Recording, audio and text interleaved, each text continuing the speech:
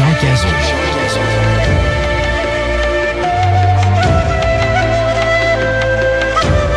Bonjour tout le monde et bienvenue à l'émission Les Faits maudits. Et une fois de plus, évidemment. Et aujourd'hui, j'accueille Pierre Brunet. Peut-être que le nom vous dit quelque chose parce que vous vous dites, il me semble qu'il l'a déjà invité, lui. Non, c'est pas ça. Il me semble qu'il en a déjà parlé. Oui, ça commence à être ça. En fait, peut-être que vous avez vu le nom sur mon site Internet parce que, bien, évidemment, si vous suivez Pierre Brunet dans ses activités aussi, ça c'est clair, vous allez le reconnaître. Sinon, sur mon site, c'est marqué « Photo de NORAD ». Ah, regardons ça. C'est quoi ça? Photo de NORAD. Alors ça, c'est lui. Vous vous rappelez de l'article en question, mais moi, j'ai fait plus que ça. À un moment donné, j'ai dit, il me semble que c'est un dossier qui est assez fort, celui-là, assez important, pour qui vienne avec moi à l'émission de Denis Lévesque. Alors, j'ai demandé à Pierre s'il acceptait, puis il dit oui, absolument.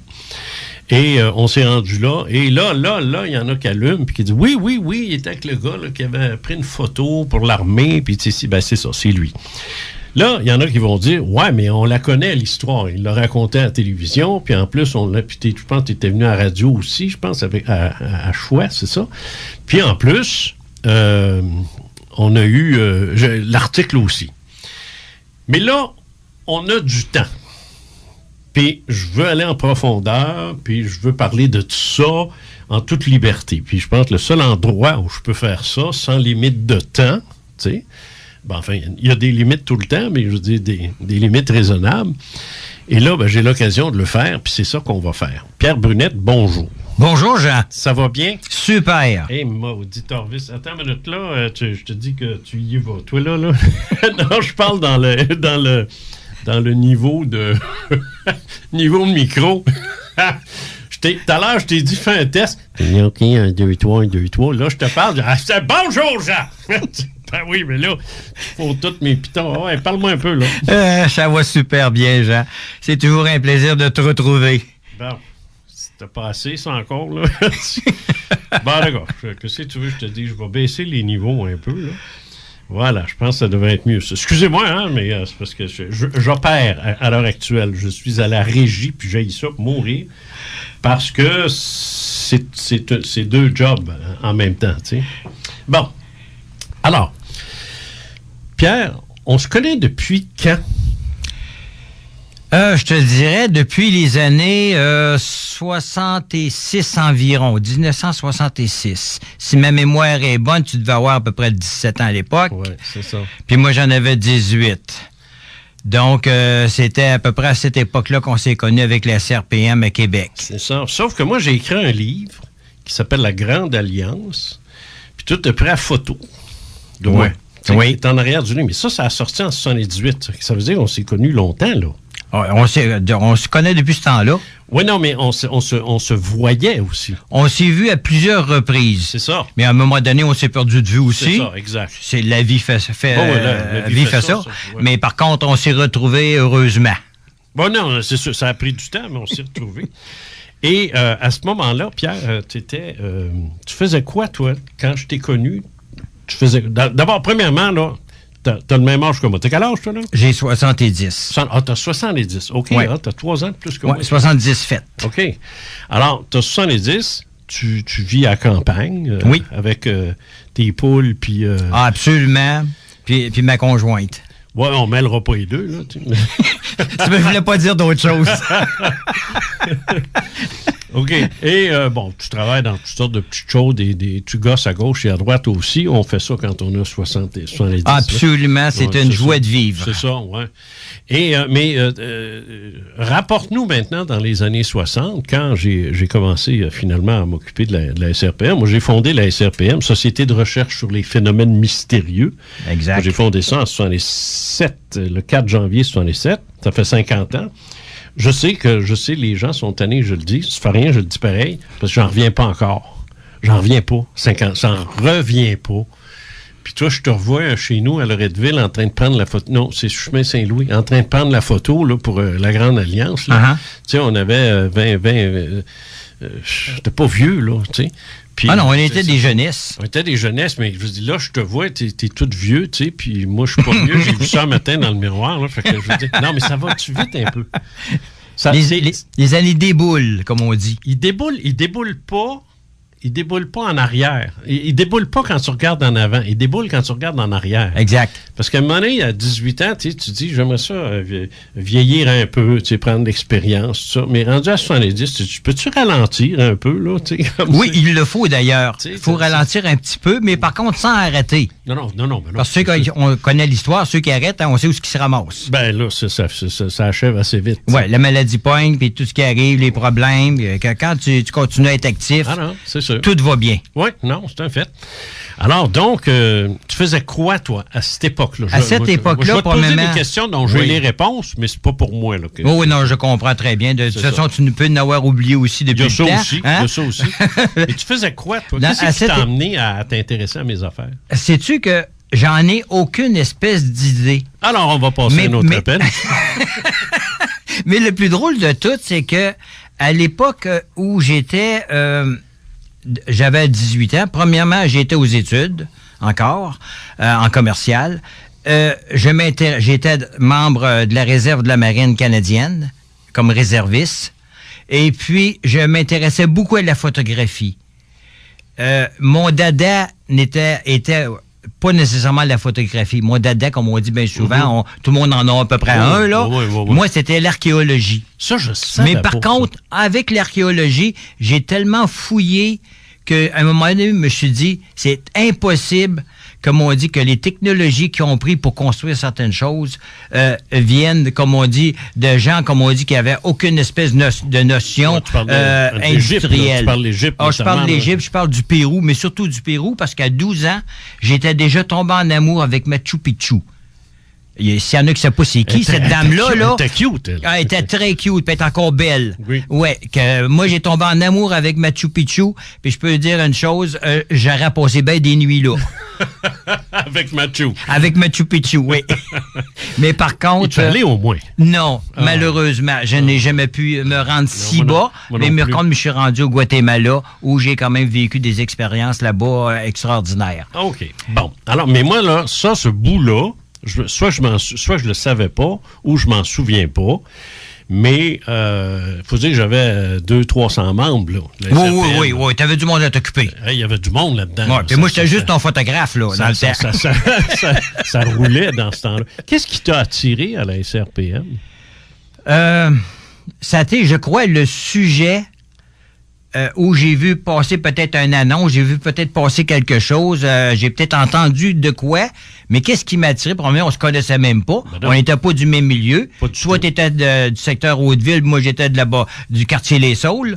Mais le contact s'est fait immédiatement. Et puis, même, il y avait un nommé, je crois, M. Pigeon, René. René Pigeon, que je me souviens très bien, oui. Avec qui on discutait souvent. Et puis, à partir de là, moi, je suis parti pour l'aviation. C'est ça. Toi, tu fondais... comme on dit, ton 50e, le début du 50e en janvier. Et le 2 février, moi, 67, je partais pour Saint-Jean-d'Iberville pour un cours de base accélérant l'anglais. Ouais. René Pigeon, pour le situer, c'était un ami d'enfance. On s'est connus à 15 ans. Et René était ce dirigeant en physique. Et il est devenu physicien nucléaire avec les années. Et il m'a aidé considérablement à écrire la portion très scientifique de mon livre, Ce dont je n'ai jamais parlé. Ce dont je n'ai jamais parlé parle de mes expériences métaphysiques, mais j'ai une approche aussi très scientifique aussi de ce qu'on pourrait appeler l'autre dimension. Mais moi, j'ai dit, je vais me perdre, là, parce que souvent, c'est pas la question de comprendre, c'est le jargon, tu sais. Exact. Alors, j'ai demandé à René de m'aider à simplifier ça. Il a participé à la rédaction du livre. Alors ça, c'est René Pigeon. Alors, il est toujours, d'une certaine façon, toujours actif, puis on s'est jamais perdu de vue. Il reste à Ottawa, là. Alors là, donc, t'embarques dans la SRPM d'une certaine façon. Et là, apparemment... je te crois sur parole, tu dis que tu m'en avais parlé de ça, mais moi, ça n'a pas allumé.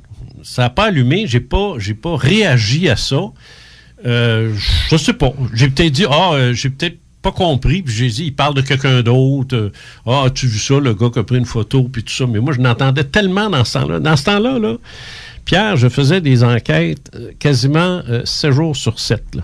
J'étais étudiant au début, mais je partais avec mon vélo, mon Buzik, puis j'allais partout à Québec, ainsi de suite. J'empruntais le char de mon chum, c'est-à-dire qu'eux autres conduisaient, eux autres avaient de l'argent, moi je n'en avais pas. Puis là, ils partaient, puis on allait faire des enquêtes en dehors de la ville. Après ça, on allait à Thetford Mines, on partait 30, 40. J'avais mes rencontres, en tout cas, regarde... Occupé de même, ça n'a pas de maudit bon sens. Tu as été aussi à Vimy Ridge, je crois. Ben ça, Vimy Ridge, ça a été le tournant. Oui, puis c'est pas tellement loin de chez moi, ça, quand même. Non, c'est vrai, ça. Oui. Tout est dans je suis dans les montagnes, là, parmi les secoupes. Oui, parce que non, mais Vimy Ridge, ça a été une grosse affaire, ça, puis Black Lake, puis ainsi de suite. Exactement. Alors ça, oui, non, on y allait. T'sais. D'ailleurs, ça a été la plus grosse enquête. On avait même obtenu du maire de Black Lake la permission d'occuper les locaux de l'école pour qu'on puisse s'installer pour avec nos matelas puis nos affaires de camping pour passer la nuit là, parce qu'on faisait tout le tour de toutes les municipalités autour pour récolter des témoignages suite à ce qui s'était passé. Ça, mais Black Lake, c'était-tu l'endroit où il y avait... C'était en arrière d'un cimetière? Non, ça, c'est Coleraine. Ah, c'est Coleraine, parce que j'y ai été l'automne passé. Oui. Non, ça, c'est Coleraine. J'ai été voir l'endroit. Oui, ça, c'est Coleraine, ça. OK. Coleraine, ça, c'est l'observation d'une créature. Tu sais, oui, exactement. Il y avait une créature là, qui avait été observée par les petits Bogus, les enfants, là-bas. Oui. J'ai rappelé les Bogus. Moi, il y a 2-3 ans de ça, puis c'est encore la même histoire, puis c'est la même... Ça n'a pas changé. Ça n'a pas changé. Ils l'ont vraiment vu. Et puis Black Lake, ça, c'est les Grégoire, c'est les 30... C'est les 35-40 témoins qui se sont tous ramassés dans la petite côte. À Vimy Ridge, il y a une côte, il y a une route qui longe la montagne, puis le mont Caribou. Oui. Puis là, il y a une petite côte qui descend, là, comme ça, là, elle descend dans la vallée, puis au loin, t'as une montagne. Alors, eux autres étaient tous installés là. Tard le soir, parce que Benoît, en revenant de chez son beau-frère avec sa femme, avait vu passer quelque chose comme une... Voyons, que c'est ça? C'est une lumière dans le ciel. Je dis, c'est quoi ça? Puis là, au lieu de s'en aller chez eux, il a débarqué. Puis il a regardé ça. Puis là, il s'est mis à en voir 1, puis 2, puis 3, puis 15, puis 20, puis let's go. Puis c'est un balai dans le ciel. Alors là, il a capoté. Il est allé chercher. Il est allé avertir un autre de la famille. Ils se connaissent tous. Les Dupuis, sa femme, Yolande, c'était une Dupuis. Okay. Alors, son frère restait dans ce côte-là. Fait que, va là, tu sais. Sort tout le monde dehors, le chien, les chats, tout. Les voisins, qu'est-ce qui se passe, puis là, ils voient tout ça. Tu sais, c'est un balai là, extraordinaire. La Sûreté du Québec est venue sur place. En arrivant, un des objets s'est jeté sur la voiture à Benoît, parce que Benoît, comme disait sa femme, maudit pas fin, fais pas ça, parce qu'il avait il avait remarqué que les ovnis s'envoyaient des signaux lumineux. Et il m'a fait pareil. Il a reviré son char de bord, puis mettre les feux rouges, l'autre côté. Puis là, il s'est mis à peser comme un maudit malade sur ses freins, sa femme. Que si tu penses, je suis sorti de là. La patente s'en venait sur eux autres.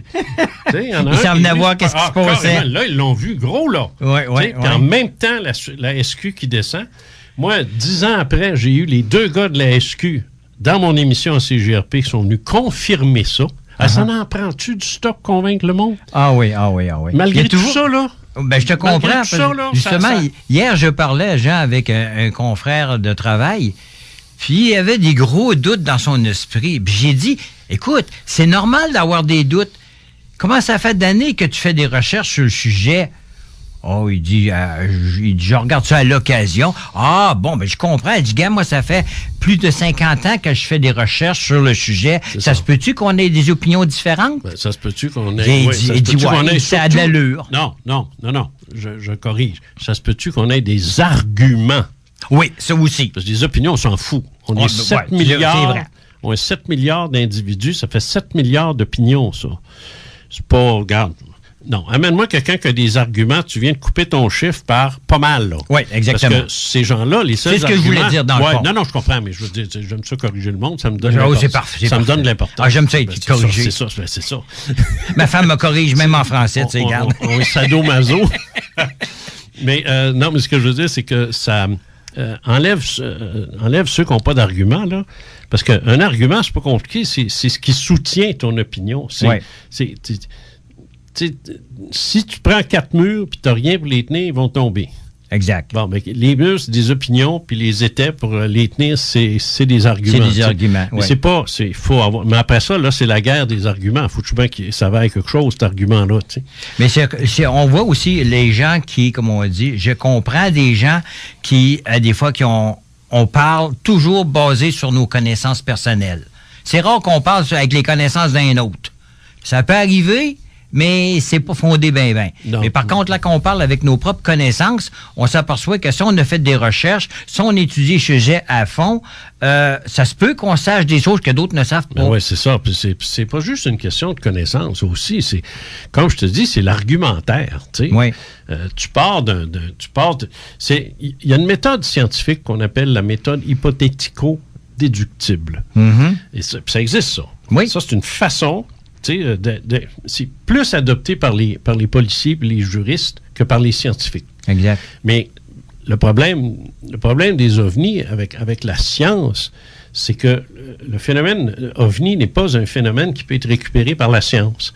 Parce que c'est un phénomène qui est dirigé par une intelligence puis qui ne semble pas vouloir collaborer. Alors, tu ne peux pas lui demander d'être là à telle heure pour la photographier, la scanner, puis la passer à travers toutes sortes de rayonnements quelconques pour essayer d'analyser la structure du... Tu sais, elle le fera pas, là. Tu sais. Alors, ça, t'es pris avec ça. Tu peux pas lui demander de revenir, tu sais, avec d'autres témoins pour qu'ils puissent, encore là, faire des observations. Fait que t'es pogné juste avec du témoignage. Oui, parce que c'est eux qui contrôlent. Nous, on n'est pas c'est sûr. Sauf si, à un moment donné, on sait qu'il y a dans certaines organisations où qu'on va avoir des échanges de services. Donc, ils vont collaborer avec nous en autant que nous, on collabore avec eux puis qu'on leur donne des permissions pour faire telle chose. Oui, ça, j'ai des petits doutes, mais on en reparlera. Ouais, c'est ça. Mais le point sur lequel je veux revenir, c'est que sur le plan strictement scientifique, dans le domaine de l'ufologie, oui. Et souvent même dans le domaine du paranormal, et surtout en métaphysique, la science n'a pas à venir à nous faire chier parce que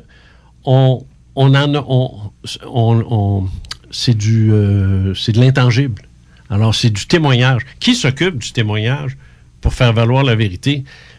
Le monde juridique, les policiers, puis ainsi de suite. Tu sais, quand il y a un meurtre là, ou quelque chose. Là, les journalistes, quand ils veulent bien en parler. Oui, mais tu sais, t'as rien. Là, t'as pas d'arme du crime, t'as rien, mais t'as un témoin oculaire. Oui, exact. Tu sais qu'un témoin oculaire, c'est assez pour envoyer un gars de 35 ans derrière des barreaux, ça. Exactement. Alors, mais quand vient le temps des ovnis, le témoin oculaire, il n'y a plus aucune valeur. Je comprends pas. Oui, c'est vrai, c'est spécial, hein? Ben, tu sais, mais que c'est spécial. Ouais. Mais tu sais que, Jean, que moi, je demeure à Saint-Sylvestre, dans le comté de l'Aubinière, qui est la dernière paroisse du comté, dans les montagnes, où qu'on a un fameux montagne qu'on appelle la montagne Sainte-Marguerite, connue sous le nom du Mont Radar.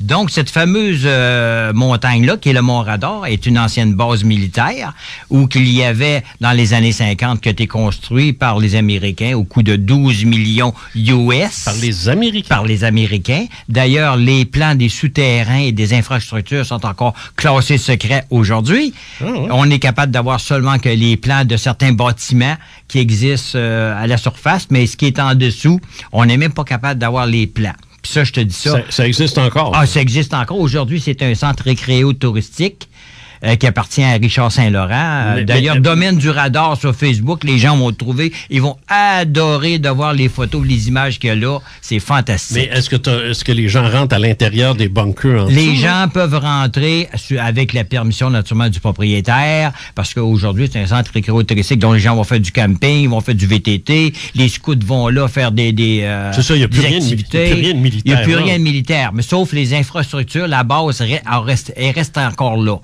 Là, 2 ans, on a découvert un nouveau tunnel qui était un tunnel qui devait relier une école avec une église, donc un tunnel souterrain qui était en parfait état. La seule chose qui manquait, c'était les escaliers, parce que naturellement, on sait que dans le passé, certains groupes, je dirais pas d'hippies, là, mais pas loin, là, ont tout saccagé, qu'est-ce qu'il y avait sur la base. Ils ont vendu et récupéré tout ce qui était de métal pour faire de l'argent. Ben oui. Et puis, naturellement, c'est pour ça qu'il y a bien des endroits, les escaliers manquent, des gardes de... Ça aurait été drôle que le gars pogne la dernière marche, mais celle d'en bas. Oui, exactement. Là, il ne peut plus monter. Ouais. Même sur le terrain de tennis qu'il y a dans la montagne, parce qu'il y a un beau terrain de tennis double, ils ont même coupé au ras du sol les poteaux qui faisaient les clôtures. Faut-tu être pris dans la misère du monde pour agir? Puis en faisant la tournée du lieu, j'ai même trouvé une balle de tennis qui datait de très longtemps. Donc, j'ai remis naturellement au propriétaire en souvenir pour combler avec les autres, parce qu'il y a plein de souvenirs de là-bas. Bon, OK. Alors là, attends une minute. Là, mais Saint-Sylvestre, on peut dire une chose. Les gens ne connaissent pas... Une fois que t'es parti, toi? Ah, ben oui. J'ai tellement de connaissances, Jean, que les gens ne savent pas. Beaucoup de monde à Saint-Sylvestre ont vu des ovnis. Oui, ben j'ai même un deuxième voisin qui, lui, a vu dans le champ en arrière de sa maison l'emplacement d'un atterrissage. Où qu'il y avait, comme on dit, les pods là, des pieds de l'appareil, là, ou qui ont c'est ça, qui ont calé d'à peu près 30 pouces dans le sol. Oh, c'est beaucoup, oui, c'était quand même assez gros. Et l'année suivante, le monsieur me contait, parce que je veux quand même pas dire son nom en ondes, là. Mais c'est dans les années quoi, ça? Ça, c'était en 89. Oui, c'est ça, j'allais dire, parce que les atterrissages, les RR3, ça l'a arrêté, ça, assez vite. Oui, c'était en 89 que lui me confirmait, parce que... On dit pas ça l'a arrêté, ça a arrêté. Ça a arrêté, oui. OK. Ça, j'ai dit, ma femme me corrige toujours en français. Non, mais là, c'est moi qui ai dit ça, l'année suivante, il a poussé sur ce terrain-là un paquet de plantes que lui n'avait jamais vues de sa vie. Ah, ouais. Puis, gros format. As-tu pris des photos, au moins? Ben non. C'était pas le genre à prendre de la photo. Puis parce que lui-même a eu une interaction avec un ovni Sainte-Claire de Dorchester, qu'on appelait dans le temps, où qui a vu un ovni au-dessus d'une grange. Et puis, lorsqu'il est revenu chez eux, sa conjointe lui a dit « Qu'est-ce qui se passe? » T'as le visage à moitié de la figure, rouge comme si t'avais pogné un coup de soleil épouvantable. Mon Dieu, c'est comme dans le film. Comme si ça avait été brûlé d'un côté du visage. Le film de Spielberg, là, quand le gars est dans son camion, là, puis il regarde par la fenêtre pour voir le... Exactement. Lui aussi, là, il y a la même chose. La même chose lui est arrivée. Mais il n'a jamais voulu en parler. J'ai un autre voisin un petit peu plus loin qui, lui, il dit, ma mère en a vu un ovni devant de sa maison, mais de l'autre côté de la rue, à la hauteur des fils électriques. Lui a répondu, il dit, ça se peut pas, il dit, c'est un avion. Ben, il a dit, un avion, ça vole pas à hauteur des fils électriques. Mais, comme je te dis, il y a plusieurs personnes. J'ai même un ancien directeur de caisse populaire qui me dit qu'il l'a vu au-dessus de la sucrerie en arrière de sa maison. Alors, à Saint-Sylvestre, là, il y avait premièrement la base militaire, il y avait la chasse qui décollait de Bagotville dans le temps, pour venir les avions de chasse. Les avions de chasse qui venaient faire peur aux vaches dans le champ en Rosemotte pour venir intercepter les secoupes volantes qui circulaient autour du Mont-Radar. Donc, à partir de là... Mais toujours dans les années... Dans les années 80. Dans les années 80? Oui. OK. Je dirais fin 70 à début 80, là, dans ces années-là.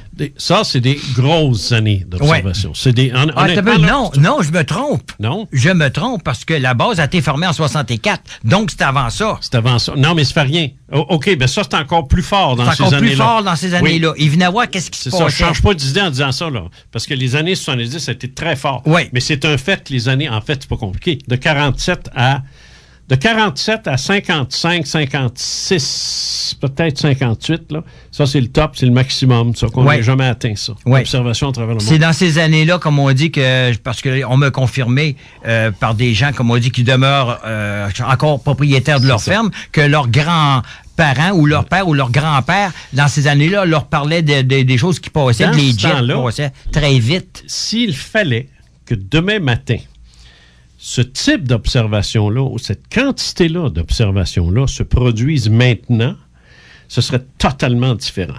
parce que, d'abord, il y a bien plus de monde qu'il y en avait dans ce temps-là. Mais il n'y a pas rien que ça. Tu as les cellulaires, tu as Internet, tu as des moyens de communication, ce qui fait que là, le buzz UFO serait épouvantable. Mais dans ce temps-là, il n'y avait rien. Ouais. Zéro puis une barre. Tu n'avais pas de caméra numérique, tu n'avais pas de cellulaire, tu n'avais rien pour... Ceux qui avaient une caméra, il était rare.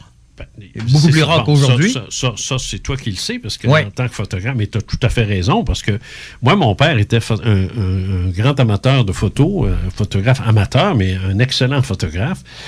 Il m'a transmis ça. Alors moi, je m'étais acheté une caméra à l'époque, mais j'étais le seul. Moi, je te dis, là, je me promenais avec ma caméra, le monde me regardait, on leur dit, mon Dieu. Un touriste? Un touriste. Un touriste ou un photographe d'un journal ou quelque chose du genre. Oui. Pour quel journal travailles-tu? Non, mais c'est vrai. On se faisait poser la question souvent. Oui, parce que c'était pas normal à ce moment-là, puis ça coûtait cher. Je l'ai payé, moi, là. C'était une caméra russe, en plus, imagine. OK. Cochonnerie, mais en tout cas, ça... Mais ça faisait quand même des photos. Ça faisait la job. Ben oui. Écoute... on vient de finir le premier segment, puis on n'a même pas dit ce que je voulais qu'on parle. J'ai bien peur qu'on... On va voir de l'ouvrage. J'ai bien peur qu'il va falloir de l'ouvrage. Alors, on revient. Vous êtes au Fait Maudit. Mon invité, Pierre Brunet, qui s'est impliqué en ufologie à tous les niveaux, comme on vient de le constater, qui a vécu ses propres expériences et qui est donc de retour avec nous dans quelques instants, après la pause à CJMD, Lévis, 96,9, l'alternative radiophonique. Une station, un style unique. 96.9 CJMD, l'alternative radiophonique. La formation professionnelle, c'est pour toi. Tu veux apprendre le métier de charpentier menuisier ou d'ébéniste sans quitter la Rive-Sud? La solution est au centre de formation des bâtisseurs à Sainte-Marie, à 25 minutes des ponts. Nous offrons aussi le cours d'infographie à Beauceville. Informe-toi à l'afppourmoi.com. l'afppourmoi.com. Ézéchiel Productions, c'est quoi? Ézéchiel Productions. Montage vidéo, photographie travaillée, captation audiovisuelle, publicité, vidéoclip, graphisme, effets spéciaux ou logos animés pour vos projets et événements. Ézéchiel Productions, les meilleurs prix, les meilleurs résultats. Pour plus d'informations, visitez notre site internet ezekielproduction.com, notre page Facebook ou contactez-nous au 581-985-1292. Ézéchiel Productions. Super spécial chez Auto Prestige DG. Venez faire votre changement d'huile régulier pour seulement 39,95. Seulement 39,95. Et on vous procure la paix d'esprit avec une inspection en 21 points. Gratuitement. Si vous mentionnez CJMD, seulement chez Auto Prestige DG. 6006 Boulevard Sainte-Anne, Lange-Gardien. À peine passé les chutes Momo. 96.9. Qu'est-ce qu'on fait pour que notre entreprise se démarque maintenant? Il nous faut de la nouveauté. Logo, pub, visibilité, promo. Ça prend du grand format pour ça. Ça nous prendrait quelqu'un qui rallie tout au même endroit. Attends, écoute.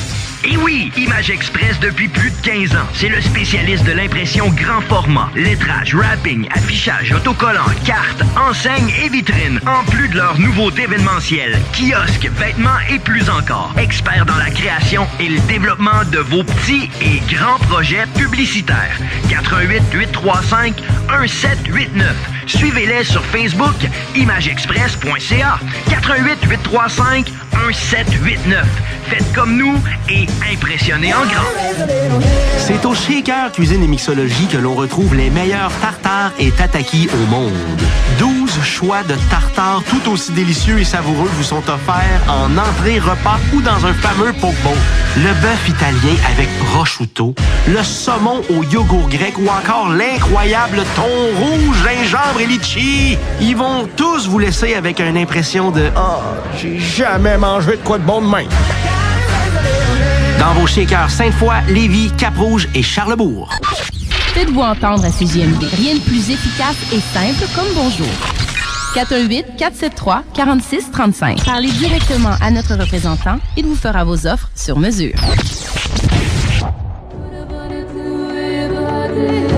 De retour au Fait Maudit avec Jean Cazot.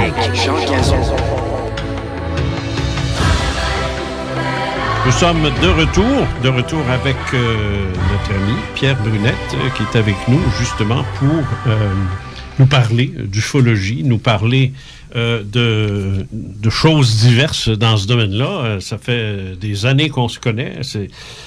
On s'est connus à l'époque de la SRPM, quand j'ai commencé ça à Québec dans les années 67. La première organisation ufologique au Québec, c'était la SRPM que j'ai fondée. Je ne suis pas le fondateur de l'ufologie au Québec. J'ai été précédé par Henri Bordelot, qui avait fait son observation au coin d'Hochelaga, puis en fait un largage d'ovnis dans le ciel. C'est assez spectaculaire, merci. Il avait écrit un livre, ainsi de suite. J'étais entré en communication avec lui. On aurait probablement fait des enquêtes ensemble si j'avais été peut-être un petit peu plus vieux, parce que moi, j'étais encore aux études. Lui, je pense qu'il était à la retraite ou pas loin de l'être. Mais le gros problème, c'était lui était de Montréal, puis moi, j'étais de Québec. Fait qu'à cette époque-là, je veux dire, c'était assez...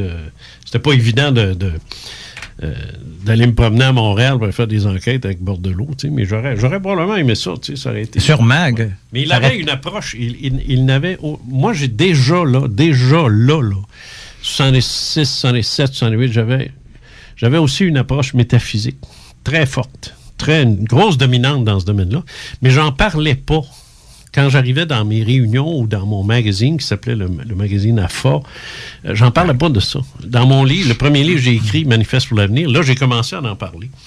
Mais je livrais pas toutes j'avais même jamais parlé de ce qui m'était arrivé. Ça, je l'ai fait dans le livre que j'ai parlé tout à l'heure, là, ce dont je n'ai même jamais parlé. Mais avant ça, jamais. C'était pas le temps.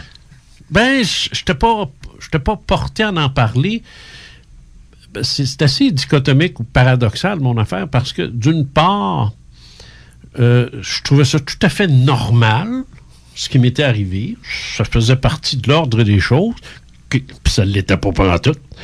Mais en même temps, quelque chose me disait de ne pas en parler parce que ça pourrait mal passer. Tu sais. Alors, c'est curieux parce qu'il n'y a aucun problème à parler de quelque chose de normal. Mais je ne le faisais pas parce que je savais que ça ne l'était pas. Mais en même temps, je savais que ça l'était. Va expliquer ça, toi. Alors, c'est ça, là, cette espèce de paradoxe que... Tu m'as dit les gens n'auraient peut-être pas été prêts nécessairement. Ah ben, ils m'auraient traité de malade. C'est ça, exactement. Ah non, je le sais aujourd'hui. D'ailleurs, je l'ai écrit dans un livre, ce dont je n'ai jamais parlé, là. Ce livre-là, moi, les gens ne me confrontent même pas avec ça. Il n'y a personne qui va me dire « Hey, est-ce que ça n'a pas d'allure. » Personne dit. Alors, je ne sais pas, ils réservent leur jugement, mais c'est très clair que ce que j'ai vécu, c'est complètement hors norme. Beaucoup de gens ont une base de connaissances, des fois, sur un sujet, mais quand on commence à parler de métaphysique, des choses de même, pour eux autres, là, oui, ça les intéresse, mais ils n'ont pas la connaissance nécessaire pour en discuter. Non, c'est ça. Moi, je n'irais pas te parler de hockey. Non. Je pensais que, moi, que la POC, c'est une région. Ça peut te montrer... dans le comté de Filet. Oui, c'est ça, dans le comté de Filet, exactement. Ouais. Ça peut te montrer jusqu'à quel point je suis, je n'irais pas excuser l'expression newfie, là, mais je suis zéro en hockey parce que je n'aime pas le hockey. Je suis zéro en tous les sports possibles et inimaginables, alors je n'irai pas en parler. Je n'irai surtout pas émettre des opinions. Tel club devrait faire telle affaire. Je connais rien là-dedans. Mais tout le monde le fait dans notre domaine, par exemple. Ah, ben absolument. N'importe quel zouf, dont certains même ouvertement à la radio. Là. Oui, ça ne l'implique pas personnellement en donnant un commentaire. Oui, c'est ça. Bon, OK. Là, on va revenir à nos moutons, parce que j'aimerais que tu me parles ou que tu me reparles de toute la question de NORAD. OK. Parce que là, je veux que les gens l'entendent, encore une fois, de ton propre vécu. Je vais limiter mes questions, mais ça dépend, là, mais tu sais, théoriquement... Non, gêne-toi pas si tu as des questions, Jean. Non, je sais, non, je me gêne pas, mais je veux pas couper le flot, mais j'aimerais ça que tu parles du début, là, puis que tu nous dises, bon, toi, t'es rentré dans les forces... comme régulier? Oui, comme militaire le 2 février 1967. J'ai été à Saint-Jean-d'Iberville, qu'on appelait dans le temps. Et puis, maintenant, c'est Saint-Jean-sur-Richelieu, je crois. C'est ça. Et puis, j'ai fait des cours accélérés en anglais là. On m'a transféré au Collège militaire royal de Saint-Jean. Dans quelle force tu t'en allais? J'étais dans l'aviation. OK. Je venais de la marine, mais vu que l'expérience puis l'entraînement que j'avais vécu dans mon jeune âge, on me dit, tu vas rire de nous autres, tu vas nous prendre pour des petits scouts, on veut pas te voir, tu t'en vas au collège militaire étudier tout ce qui concerne le nucléaire. J'ai dit, OK, parfait. Le nucléaire. Donc, j'ai passé un mois avec Attends, pourquoi ils t'ont dit ça? C'est parce que c'était le seul place peut-être disponible où ils pouvaient rajouter un étudiant avec les cadets officiers. Non, pourquoi ils ont dit tu vas rire de nous autres, tu vas nous prendre C'est parce que moi, j'ai été quand même dans les cadets de la marine pendant 4 ans. J'ai fait tous les grades. J'ai même terminé avec le grade de ce qu'on appelait Chief. En français, je ne sais pas c'est quoi. On appelait ça en anglais, c'était Chief Petty Officer First Class. Okay. Donc, c'est peut-être 4 premiers maîtres. En tout cas, c'était le dernier grade avant d'être officier. C'est ça. Ou sous-officier. Non, ça c'est gros, ça. Puis j'étais quand même. C'est comme le sergent-major dans l'armée. Oui, c'est ça. J'étais quand même en charge de 180 hommes sur le pont de parade. J'étais dans la réserve de la marine. Oui. Aussi. Ouais.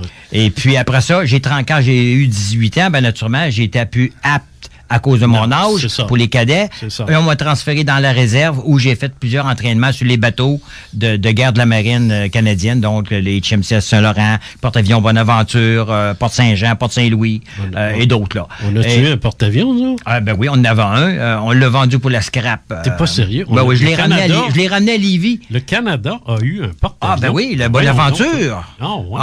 Il était pas gros, mais on pouvait jouer au gras de salon sur le flight deck. Comme on dit... semblait que tu connaissais rien du hockey, toi. Je connais rien, mais je peux dire que j'ai perdu quelques rondelles dans le golf. C'était pas le golf que certains pensent, là, c'est le golf Saint-Laurent. Tu l'as ramené à Lévis. Je l'ai ramené à Lévis, puis après ça, je l'ai jamais revu. Bon. Alors là, là, je comprends que ce training-là, tu arrives à Saint-Jean. J'arrive à Saint-Jean, puis moi, j'ai fait des cours de commando dans la marine.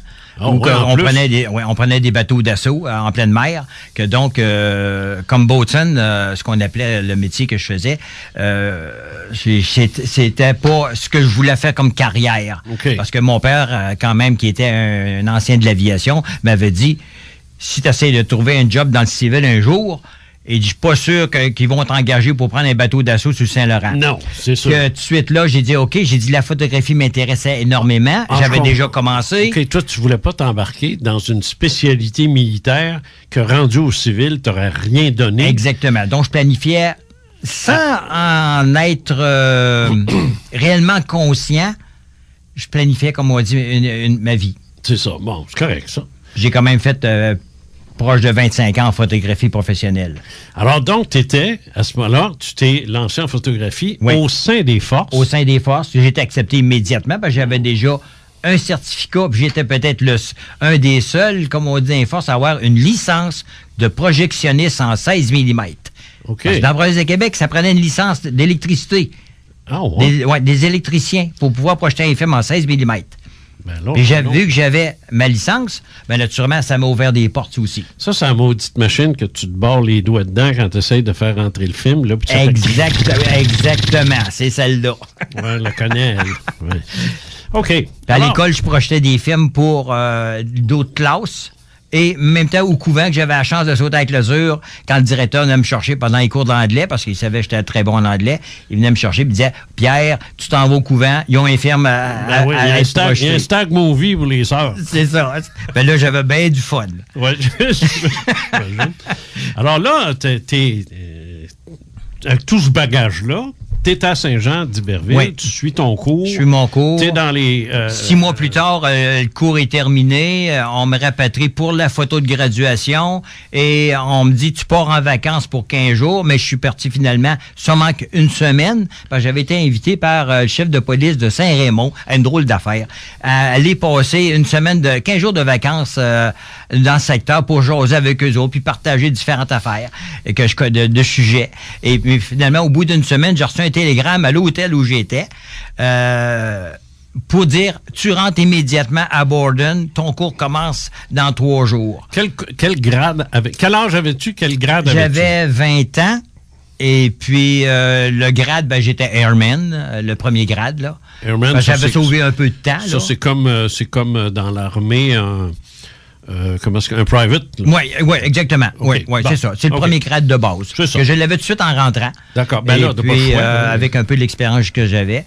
Et puis, je suis rentré sur le cours de photographie. On avait un cours technique en premier. Il fallait fabriquer des outils. C'était à Borden, ça? C'était à Borden. Okay, alors là, t'es rendu à Borden. Je suis rendu à Borden. Et puis, au mois de 5 ou 8 juillet, quelque chose comme ça, de l'année suivante, en 68, j'étais déjà gradué comme photographe officiel pour les forces armées canadiennes. En quelle année es-tu sorti complètement des forces? Je suis sorti en 71 des forces. OK. Alors, on s'est connus, nous autres, après ça. Suite à un problème médical. Nous autres, on s'est connus après ça, parce que tu n'étais pas dans l'armée quand je t'ai connu.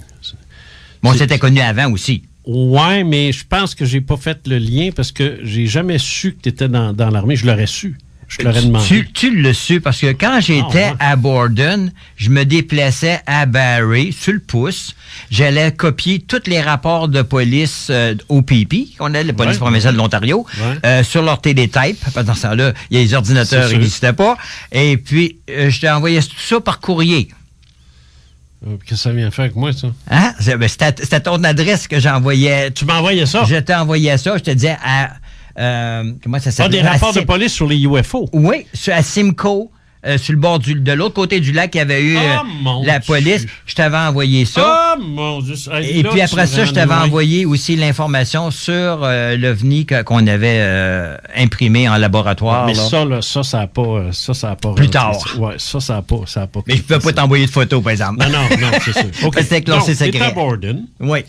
Tu suis ton cours s'achève. Oui. Et là, tu t'en vas où après? J'avais demandé à différents postings, parce que on faisait toujours un choix, mais finalement, il nous écoutait jamais. Non, c'est sûr. Que j'ai été posté à North Bay, en Ontario, où qui était la base de la NORAD. Oui, ce qu'on appelait le SAGE, là. C'est le SAGE qui était la bâtisse qui était sous terre à 500. Le SAGE? Oui. Autrement dit, SAGA, que j'ai jamais su que c'est que ça voulait dire exactement. On appelait ça le SAGE. C'était la base de la NORAD américaine et canadienne sous terre à 500 pieds dans le granit. OK. Explique-nous, pour ceux et celles qui sont probablement rares, mais il y en a peut-être aussi, explique-nous exactement qu'est-ce que c'est que NORAD. NORAD, c'est, en fait, compte, c'est de mémoire, écoute, ça remonte tellement loin, c'était une entente de protection nord-américaine entre le Canada et les États-Unis pour couvrir tout le territoire au complet, aller quasiment jusqu'aux frontières avec la Russie. Parce qu'on était dans la guerre froide dans ce temps-là. Parce qu'à cette époque-là, dès 1948, les Américains qui venaient de sortir de la Deuxième Guerre mondiale, les Russes, les Soviétiques aussi d'ailleurs, qu'ils étaient alliés contre les Allemands, là a commencé ce qu'on appelle la guerre froide, c'est-à-dire qu'on commençait à se regarder de travers parce que les Russes n'aimaient pas l'idée. Parce qu'il ne faut pas oublier une chose. Quand les Russes ont envahi l'Allemagne, c'était pas pour aider les Américains. Là. Non. C'était pour massacrer à peu près tout ce qui s'appelait allemand, parce qu'ils en avaient mangé une maudite, eux autres. Exactement. Là. En fait, les plus grandes victimes de la Deuxième Guerre mondiale, ce sont les populations russes de Leningrad puis Stalingrad. Il ne faut jamais le perdre de vue. Je partais pour dire les noms. Tu m'enlèves les mots de la bouche. Oui, ça. Alors, eux autres, les Russes, là, les Allemands, ils avaient de travers dans le derrière Saint-Henri. Ouais. Les Russes sont fait massacrer. Oui, mais puis quand les Russes sont rentrés en Allemagne, ils en ont massacré une coupe aussi. C'était pas joli, là. Oui.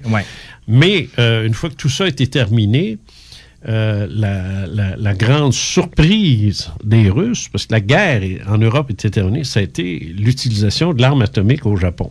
Oui. Fait que là, Staline, il a fait « Oups! » Tu sais, parce que il y a une rumeur qui dit que s'il n'y avait pas eu l'arme atomique, si les Russes n'avaient pas vu que les Américains avaient l'arme atomique, une guerre éventuelle entre les États-Unis et la Russie aurait pu être déclenchée assez tôt, merci, dans les années 50. Absolument.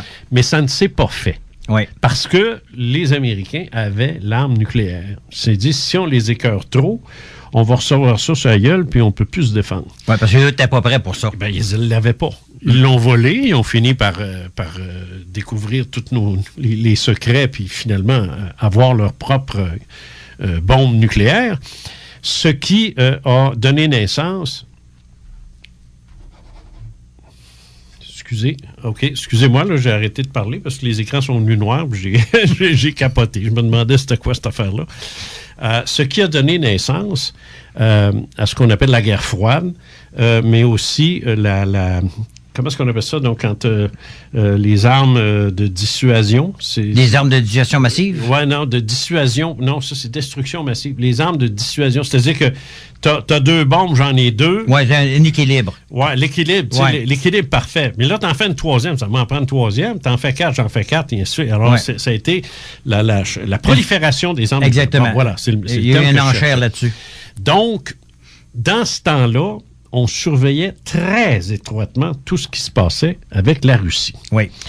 Et c'est la raison pour laquelle NORAD a été mis sur pied pour empêcher les bombardiers stratégiques de l'URSS de passer par le Canada pour venir bombarder les Américains. Parce que les Américains surveillaient l'Ouest, surveillaient l'Est, surveillaient le Sud. Mais ils ne pouvaient pas surveiller le Nord. Parce que le Nord, c'était nous autres, c'est le Canada. Mais à part de l'Alaska. Le Nord était... ce coin-là là, était surveillé par Lui, on sait bien, parce que c'est Kamchatka qui est juste l'autre bord. Ouais. Puis, mais reste que l'Arctique, tu sais, t'as pas... Alors, c'est pour ça qu'avec le Canada, l'accord du Canada, je pense que c'est Diefenbaker, je pense, dans ce temps-là, c'est possible. Il a été déterminé, au Louis-Saint-Laurent, je ne sais plus lequel, là, il a été déterminé qu'il pourrait installer des bases de radar sur le territoire canadien, sur le territoire américain, mais aussi sur le territoire canadien, pour surveiller les bombardiers stratégiques et éventuellement les missiles balistiques de longue distance. Je vais te raconter un fait là-dessus. Lorsque j'étais photographe à North Bay pour la NORAD, de temps en temps, on avait ce qu'on appelait des alertes nucléaires, OK? Dont des pratiques de vol, autant avec les Américains que les Canadiens, dans les airs. Des exercices. Des exercices. Et à ce moment-là, souvent, on pouvait se déplacer sur différentes bases, comme, j'essaie de trouver le nom, Hearst. Oui, Hearst. Où il y avait une petite base de radar. Et on allait passer 2-3 jours à Hearst. Ça, c'est les frais. J'étais là une couple de fois. J'étais toujours accompagné d'un caporal dans le temps. Ça nous prenait toujours un gars plus haut gradé. Et puis, on était toujours 2 à travailler ensemble. On travaillait sur des caméras qui s'appelaient des T232. Je me suis toujours souvenu de ce nom-là parce que c'est réellement une caméra réellement spéciale où c'est avec du film de 100 pieds en diapositive couleur qu'on plaçait dans une cassette. Et puis, ce film-là, on le plaçait sur la caméra sur un écran de radar. Hein? Et on ajustait l'écran de radar avec la caméra au millimètre près. Donc, quand on dit que le balai, ce qu'on appelait nous autres en anglais un sweep, le balai passait, aussitôt, la diapositive changeait. Le frame, comme on dit, ça changeait. Ah, mon donc, il n'y avait pas technologie à ça. Autrement dit, il n'y avait pas d'image qui embarquait par-dessus une autre image. C'est ça. C'était réellement calibré, là, très précis, parce que c'était important ce qu'on faisait, là. On n'avait pas 2 chances de se reprendre. Non. On faisait un test le matin, et dans la nuit suivante, on était sur l'exercice. Donc, il ne fallait pas manquer notre coup. Non. Puis après ça, il fallait développer le film. Puis le film, une fois développé, il restait toujours en 100 pieds, là. Qu'on avait tout ce qui était dans les airs, comprenant les flottes russes, on les voyait. Parce qu'ils venaient se promener. Ils s'essayaient. Quand ils savaient qu'il y avait des exercices, ils venaient tester. Ils venaient vérifier, ils venaient enregistrer, les autres aussi, du haut des airs. Donc, on avait tout ça. Et une fois que le film était enveloppé, qui était développé, qui était séché, tout était emballé et c'était expédié, comme on dit, à North Bay. On le redescendait à North Bay pour le donner aux officiers de la NORAD. Ah! Parce qu'on avait quand même un général, minimum, au moins un général à North Bay qui était américain, avec toute sa flotte, comme on dit, d'officiers, de sous-officiers, de sergents. Parce que je sais, moi, j'ai testé la sécurité avec un compagnon de travail sur un job officiel là, par l'officier de sécurité de la base de North Bay, où on devait vérifier la sécurité des Américains. Et puis, on est rentré taper sur l'épaule du sergent-major qui était sur sa console dans le bâtiment à 500 pieds sous terre. Que je sais pas si tu le sais, mais à 2 secondes après, on avait un 9 mm sur la tête. Mais ça fait rien, vous aviez réussi. En état d'arrestation. Bon, on avait réussi. Oui. Oui, et à partir de là, on ne se comprenait pas pourquoi que le général américain disait des gros mots. Puis qu'il n'était pas de bonne humeur, ce qui n'était pas son habitude. Mais par contre, lorsqu'il y a eu rencontre avec tous les officiers concernés, donc le commandant de la base, les commandants de la sécurité, la police militaire, ainsi de suite, ils ont confirmé que c'était un test pour vérifier la sécurité du système. À partir de ce moment-là, il y a beaucoup de choses qui ont changé. Ben là, j'imagine. Mais on a eu du fun. Il y a peut-être eu des têtes qui ont roulé. Oui, mais moi, j'ai eu du fun. Caché dans le coffre d'une voiture là, pour rentrer, là, comme on dit, il faut le faire une fois. À grandeur que je suis, là, moi, je peux passer n'importe où. Mais moi, qu'est-ce que je trouve le fun dans ce que tu me racontes là? Puis je te laisse aller, même si ça ne regarde pas, je te laisse aller notamment, d'abord, pour 2 raisons. Un, c'est le fun, t'es intéressant, puis t'es un bon conteur. Ça, c'est le fun. Mais deuxièmement, parce que si quelqu'un avait un doute sur ton appartenance aux forces armées, ça vient de s'effacer, là. Parce que là... je pourrais même en dire une de plus. Sur une alerte qu'on a eue en pleine nuit à 3 heures du matin, une alerte nucléaire encore, c'est une pratique, parce qu'on ramassait, nous, comme photographe, on lâchait les caméras, puis on ramassait des mitraillettes. Et puis, j'étais avec un confrère, naturellement, placé sur le tarmac, comme on dit, près des bâtisses. C'est ça. Où qu'on était entre 2 bâtisses, il y avait comme une espèce de couloir qui faisait peut-être 15 pieds de long. Pourquoi que c'était fait de même, j'en ai jamais compris, la construction. Mais on pouvait se mettre à l'abri, là, nous autres. Et puis là, on a entendu marcher. Puis lorsque la personne qui s'en venait dans notre direction commençait à être proche, on lui a bloqué le chemin, puis on lui a demandé de s'identifier. Puis il me dit, je suis le commandant de la base. Puis on a dit, pouvez-vous nous le prouver? Où est-ce qu'elle est votre carte de sécurité pour rentrer sur le lieu où vous êtes? Ça prend une carte de la police militaire. Il dit, ils ont oublié de me le donner. Mais j'ai regrette, monsieur. J'ai dit, si vous êtes le commandant de la base, j'ai dit, moi, je suis le Père Noël. J'ai dit, je vous mets en état d'arrestation. Mot pour mot. Oh shit! On s'est fait engarder de travers pendant 6 mois de temps par les autres militaires disant, vous êtes des beaux, vous avez arrêté le commandant de la base. On le connaissait même pas. On l'avait jamais vu. Non, mais c'était à lui de respecter ses propres règlements. Parce que la police militaire a quand même eu de la chenoute, là. Parce qu'ils ont oublié d'y donner sa passe. C'est ça. Mais par contre, quand le commandant a rentré dans le bunker souterrain en dessous du hangar, où je dirais pas ce qui était, là, il est rentré les 2 mains en arrière de la tête, là, tout le monde s'est levé pour le saluer, puis ils sont aperçus qu'il est en état d'arrestation. Là, il y a eu des petits sourires. J'aime ça. Bon. Mais ça, je pourrais jamais oublier ça de ma vie, ça. Non, tu peux pas oublier. Ah non, j'ai tellement eu de plaisir à faire ces choses-là. Tu peux pas oublier. Moi, j'aime tout ce que je fais, même avec toi, tu sais. Tout ce que je fais dans la vie, moi, j'aime ça. C'est ça. Je fais pas ce que j'aime pas. Non, tu me fais penser. Je le sais à qui tu me fais penser. Côté caractère, t'as le caractère de Leboeuf, Marcel Leboeuf. Oui, absolument. Tu sais, je me verrais bien avec lui. Oui. Quel fun qu'on aurait. Oui, parce que lui, il est le même aussi, parce que moi, le peu que je connais de lui, c'est un enthousiasme, il est exubérant dans sa façon d'apprécier la vie, tu sais, il est yuppiding, là, puis let's go, tu me fais penser à lui. Puis quand je raconte quelque chose, c'est comme si je vivais ce moment-là où j'ai eu tellement de plaisir. C'est sûr que je n'irais pas te raconter un moment où c'est quelque chose de négatif. Non, c'est pas mon style. Mais par contre, raconter des choses où j'ai eu du plaisir à le faire parce que je l'ai fait avec mon cœur, puis mon esprit, puis toute mon énergie, c'est le même que je vis à tous les jours. Non, je sais, non, t'es vraiment... T'es comme ça. Ouais. Non, c'est super, ça. Ce qu'on va faire, on va faire une pause. Et au retour, là, on va...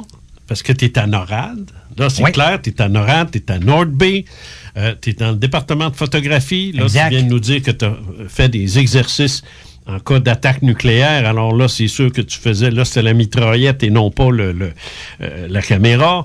Mais en temps normal, t'étais appelé à faire de la photographie, finalement. Ah oui, à développer, puis ainsi de suite. Puis ça occupait un homme, ça, dans ce normalement, là, au groupe qu'on était, à la section de photos, là, on va revenir sur là-dessus, mais je te dirais qu'on avait des civils puis on avait des militaires aussi. Ouais. Vous étiez combien, la section On était au moins 8 personnes. Okay. Alors, un département à part. Ah oui, un département au 2e étage dans la bâtisse, là, puis on avait une section qu'on appelait les arts graphiques. OK. Où dans ce temps-là, tout se faisait par dessin, parce que tu avais besoin d'une enseigne, tu avais besoin de quelque chose, ça prenait quelqu'un pour les dessiner. C'est ça. Tu n'avais pas d'ordinateur dans ce temps-là. Ben non. Hein? Donc, on avait un Américain et 2 Canadiens qui étaient dans les arts graphiques. Et puis, après ça, on avait 5 photographes qui étaient là avec un sergent.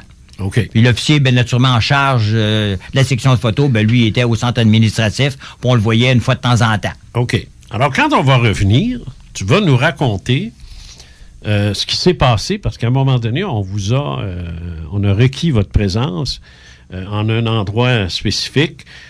C'était secret.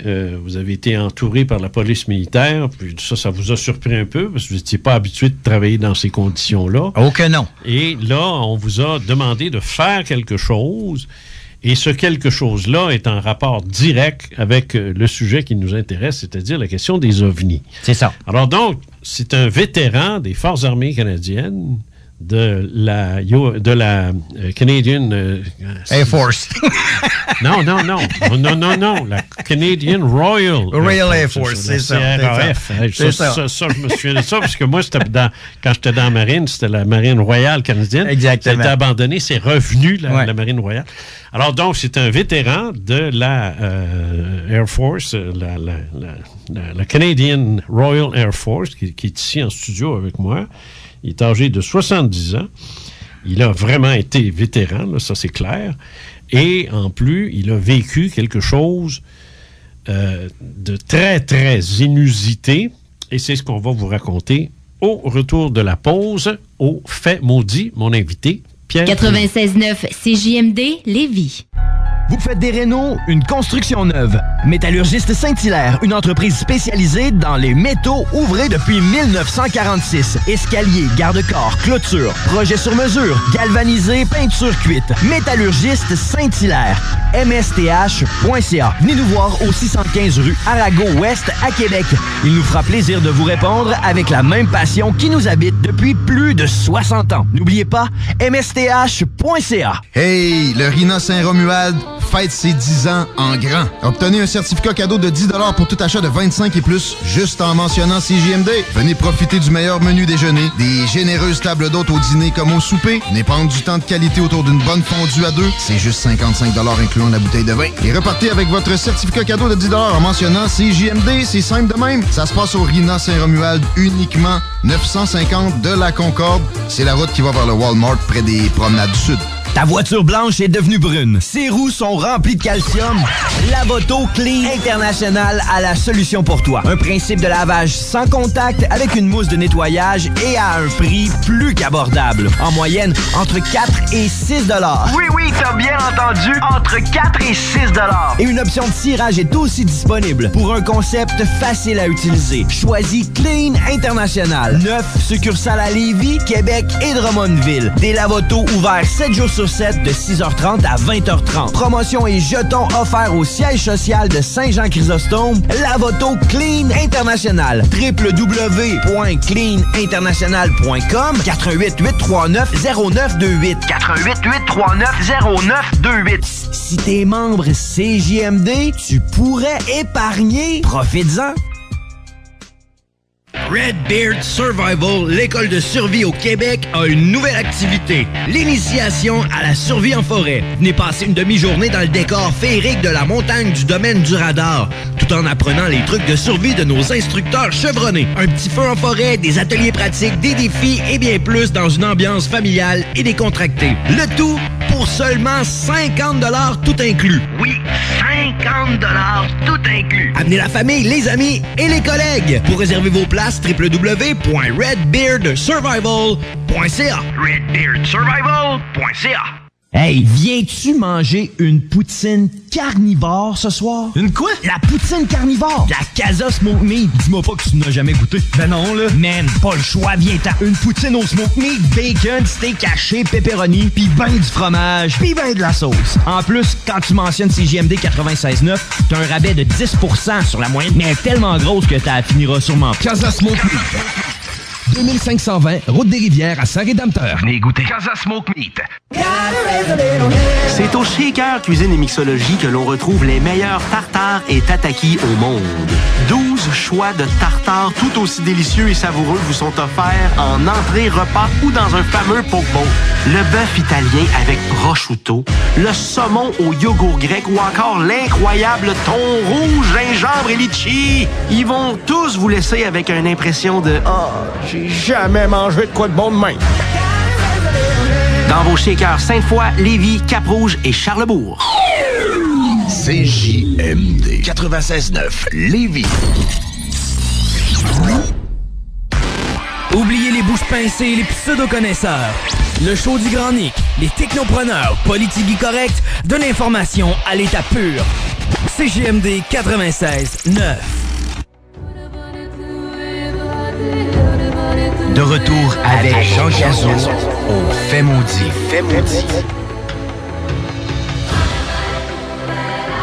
Nous sommes de retour avec Pierre Brunette et nous sommes bien sûr en train d'animer l'émission Les Faits Maudits, une émission consacrée à tout ce qui peut être irritant pour les gens qui ne sont pas habitués d'entendre des choses sur les ovnis, sur la réincarnation, sur la vie après la mort, sur des vols de nuit ou des sorties du corps, des choses du genre. Vous n'entendrez pas ça nulle part ailleurs. C'est vraiment ici que ça se passe. Et moi, mon nom est Jean Cazot, ça fait 50 ans que je fais ça. Mes invités sont tous d'une qualité exceptionnelle et ça inclut le mien aujourd'hui, Pierre Brunette, qui, on s'est connu lui aussi, à 50 ans de ça. Deux vieux schnocks. Et il a vécu ses propres histoires. J'ai vécu les miennes, mais lui a vécu les siennes. Et celle qu'il va nous raconter est bien importante. Parce que Pierre, c'est un vétéran des Forces armées canadiennes. C'est un gars qui a œuvré au sein de la Force royale d'aviation, là, comment on l'appelait, Canadian Royal Air Force en hébreu. Et il travaillait au département de photo, d'une part, et il travaillait à NORAD, Nord-Bay, qui est, comme vous le savez, peut-être la ligne de défense nord-américaine contre d'éventuels bombardiers soviétiques. Ça a été érigé, ça, assez tôt dans les années 50-60. Oui, 50, oui, comme faut. Oui, c'est ça. Et Pierre était donc là. Il nous a raconté toutes sortes de petites anecdotes. Et là, on rentre dans le gras de l'affaire parce que les faits maudits, on parle de bien des choses dans ce domaine-là, mais là, c'est un peu différent de ce que je traite habituellement à cette émission-ci. Là, on est dans le concret, dans le sens que c'est pas quelque chose qui a été vécu hors du corps, dans une autre dimension, par une perception extrasensorielle. Là, c'est physique, zig-zig. Oh oui, très physique. Ouais, là, on est dedans, là. Alors, qu'est-ce qui arrive? Cette journée-là commence le matin, là, puis... À 3 heures du matin... Quand j'ai dit le matin, je suis un... Oui, c'est à 3 heures du matin, on reçoit un téléphone de la police militaire. Toi, tu dors, là? Oui, je dors. On se fait réveiller et on nous dit de rentrer, de s'activer pour pouvoir rentrer, comme on dit, en bonne et due forme, à la section de photographie le plus tôt possible avant 8 heures. Donc, ça veut dire que normalement, des fois, on arrivait un petit peu passé 8 heures, des fois, on arrivait avant. Ça dépendait toujours, comme on dit, des tâches de la journée à faire. Mais pourquoi vous vous réveillez à 3 heures pour vous dire d'être prêt à 8 heures? C'est parce que, comme on dit, il voulait être certain que personne ne soit en retard. Oh boy! OK? Donc, il fallait que tout le monde y soit. Donc, ça c'était nouveau, ça. Oui. Puis on dit, si vous voulez rentrer avant 8 heures, soyez là bien avant 8 heures, ça va faire notre affaire. Mais on s'entend que ça, c'est pas quelque chose qui arrivait tout le temps. Là. Non. C'était la première fois que ça arrivait, là, qu'on nous téléphonait de main. Parce qu'habituellement, on faisait partir les grosses sirènes là, sur le toit des bâtisses, qui étaient en face de ma chambre, entre autres. Là, tu couchais. Est-ce que tu couchais, toi, dans le bunker en dessous ou non, à l'extérieur? Non, j'étais une bâtisse de 2 étages, comme une espèce d'école, là, où on avait. C'était toutes des chambres. OK. Parce que toi, la station de North Bay, c'est pas comme celle du Colorado, là. Non, c'est très, très différent. Nous, on avait beaucoup de choses en surface. C'est ça, le Colorado. Parce que c'est un aéroport, premièrement. C'est ça. Parce que le Colorado, tout est en l'intérieur. Tout est sous terre, c'est ça. Ouais, Tandis que nous, c'est une base d'aviation. C'est une base aussi locale où que monsieur, madame, tout le monde... j'ai déjà vu un curé venir chercher sa petite avion pour aller se promener. Donc, monsieur, tout, madame, tout le monde venait sur une base locale. Pas des vœux de pauvreté, ça? Je te dis que on parlera pas de la sorte de voiture qu'il conduisait. On parlera pas du curé. Mais sa voiture est... Si tu voulais l'acheter, c'était une bonne voiture, appartenait à un curé. OK. C'est ce qu'on disait. Alors, donc à 8 heures, là, on était rentré même avant 8 heures ce matin-là. On avait déjeuné aussitôt que le mess a ouvert à 6 heures, on était déjeuné. Vous étiez énervé un peu, là. On se demandait qu'est-ce qui se passait, mais tout le monde se disait qu'est-ce qui se passe, parce qu'on était quand même quelques-uns. On était trois à habiter les bâtiments pour... militaires non mariés, parce que les autres étaient mariés. Donc, il y avait des familles qui demeuraient plus loin. OK. Que là, on s'est parlé, on s'est dit qu'est-ce qui se passe, mais personne ne savait rien. Donc, on a déjeuné, puis on est rentré, je pense qu'il devait être autour de 7h30 lorsqu'on est arrivé ce matin-là, de souvenirs, là, parce que je sais que je suis rentré plus de bonne heure que 8 heures. C'est ça. Et puis, en arrivant, la police militaire était déjà sur place. On nous attendait. Et puis, on nous a demandé de tout vider nos poches pour vérifier qu'est-ce qu'on avait dans nos poches. On dit, y a-tu quelqu'un qui a volé de quoi? On s'est fait vérifier au complet. Et puis, après ça, ils ont dit, OK, remettez tout ça dans vos poches. On veut juste savoir qu'est-ce que vous avez dans vos poches. On va vous fouiller quand vous allez ressortir à 4 heures, si c'est 4 heures. Si c'est 5 heures, ça sera 5 heures. Okay. Mais puis là, on disait ça en anglais, naturellement, on ne parlait pas en français. Et puis, pour être certain, comme on dit, que tout se fait dans les règles qu'on veut. Et à partir de là, on a dû attendre quelques minutes que l'officier arrive. Naturellement, lui est arrivé autour de 8 heures. Il était certain d'arriver pour que tout le monde soit là. Que lorsqu'il était arrivé, là, naturellement, il y avait un genre de briefcase, là, comme on dit. 800, comme ils disent. Oui, c'est ça. Il y avait son suitcase avec lui, puis il a ouvert ça pour sortir ses documents. Et c'est là qu'il nous a sorti un dossier avec... une fiche avec un négatif 4x5 noir et blanc. Il y en avait un. Il y en avait seulement un. Et puis, naturellement, il était bien, comme on dit, bien protégé. Et puis, il a sorti le négatif qui était dans une enveloppe transparente protectrice. Et puis, il nous a dit, ce négatif-là vient de l'Alberta. Ou du Manitoba, je me souviens pas lequel des deux là. Je pense que c'est la voisine, là, laquelle que c'est là. Le Manitoba est plus proche de. Je pense que c'est le Manitoba. En tout cas, ça venait de la province voisine. Oui. Écoute, ça remonte tellement loin là. Des fois, il y a des petits détails. L'Alberta, c'est la dernière avant la Colombie. Ouais. Puis après ça, tu as la Saskatchewan. Ouais, exactement. Après ça, c'est ça. Donc, ça venait de la province voisine. Et puis, c'était un négatif qui avait été développé par section de photographie là-bas, sur cette base-là. Et puis, ça avait été pris par un photographe militaire au-dessus de la base. OK. Donc, on se demandait, oui, OK, c'est beau, mais qu'est-ce qu'il y a sur le négatif? On ne le savait pas. Mais là, il y a un négatif. Il y a seulement qu'un négatif. On ne nous a pas dit encore qu'est-ce qu'il y avait sur le négatif. Non. C'est là qu'on nous explique que c'est un UFO. Est-ce qu'ils ont utilisé cette expression-là? Oui, effectivement. Non-identified flying object. Oui, c'est ça. Et on dit que c'est un UFO. Puis là, il y a quelques-uns ont compris, mais il y en a d'autres qui n'ont rien compris, ils ne savaient même pas ce que c'était. Mais à partir de ce moment-là, on nous a assigné différentes tâches. Donc, moi, j'étais d'un plus récent rentré. Donc, j'avais la tâche d'aller m'enfermer dans le laboratoire pendant que les caporaux, eux autres, restaient, comme on dit, sur le plancher à la lumière pour faire différentes tâches. À partir de là, le policier militaire m'a donné le négatif parce que vu que j'avais été désigné par le sergent, comme quoi c'est moi qui allais sur la grande sœur, que là, j'ai été dans la chambre noire accompagné du policier qui il m'a demandé d'expliquer qu'est-ce qu'il y avait autour de moi, que je disais, OK, ça, c'est le bassin de développeur, ça, c'est le bassin de stabilisation, ça, c'est le bassin de fixation, ça, c'est le bassin d'eau pour laver. Après ça, on a une laveuse et un séchoir qui est à l'extérieur. Ah, OK, parfait. Puis là, on sortait des boîtes. Ça, c'est quoi, ces boîtes-là? Il fallait expliquer, ça, c'est du papier 8 par 10, du papier 5 par 7. Toi, là, t'es le seul à avoir le négatif entre les mains. Oui. Si tu l'échappes à terre, tu piles dessus, là... Il était encore dans l'enveloppe. Il fallait pas que je l'échappe. T'es pendu haut et court, là. Il fallait pas que je l'échappe. Non, c'est ça. Ça aurait été très mal vu. Ben là, c'est parce que tu détruisais... Surtout si j'aurais sauté à 2 pieds dessus, là, ça aurait été moins le fun. C'est ça, là. Je pense que ma carrière aurait été finie là. Je pense que ça serait arrêté, là. Oui. Okay. À partir de là, il y a un caporal qui est venu me rejoindre dans le laboratoire pour s'assurer du contrôle. Bon, c'est ça que je me demandais. Ils n'ont pas dû te laisser tout seul pour faire ça. Ben, j'avais le policier militaire qui était déjà avec moi. Déjà là. Qui était déjà une pièce d'homme, là, comme on va dire, beaucoup plus grand que moi.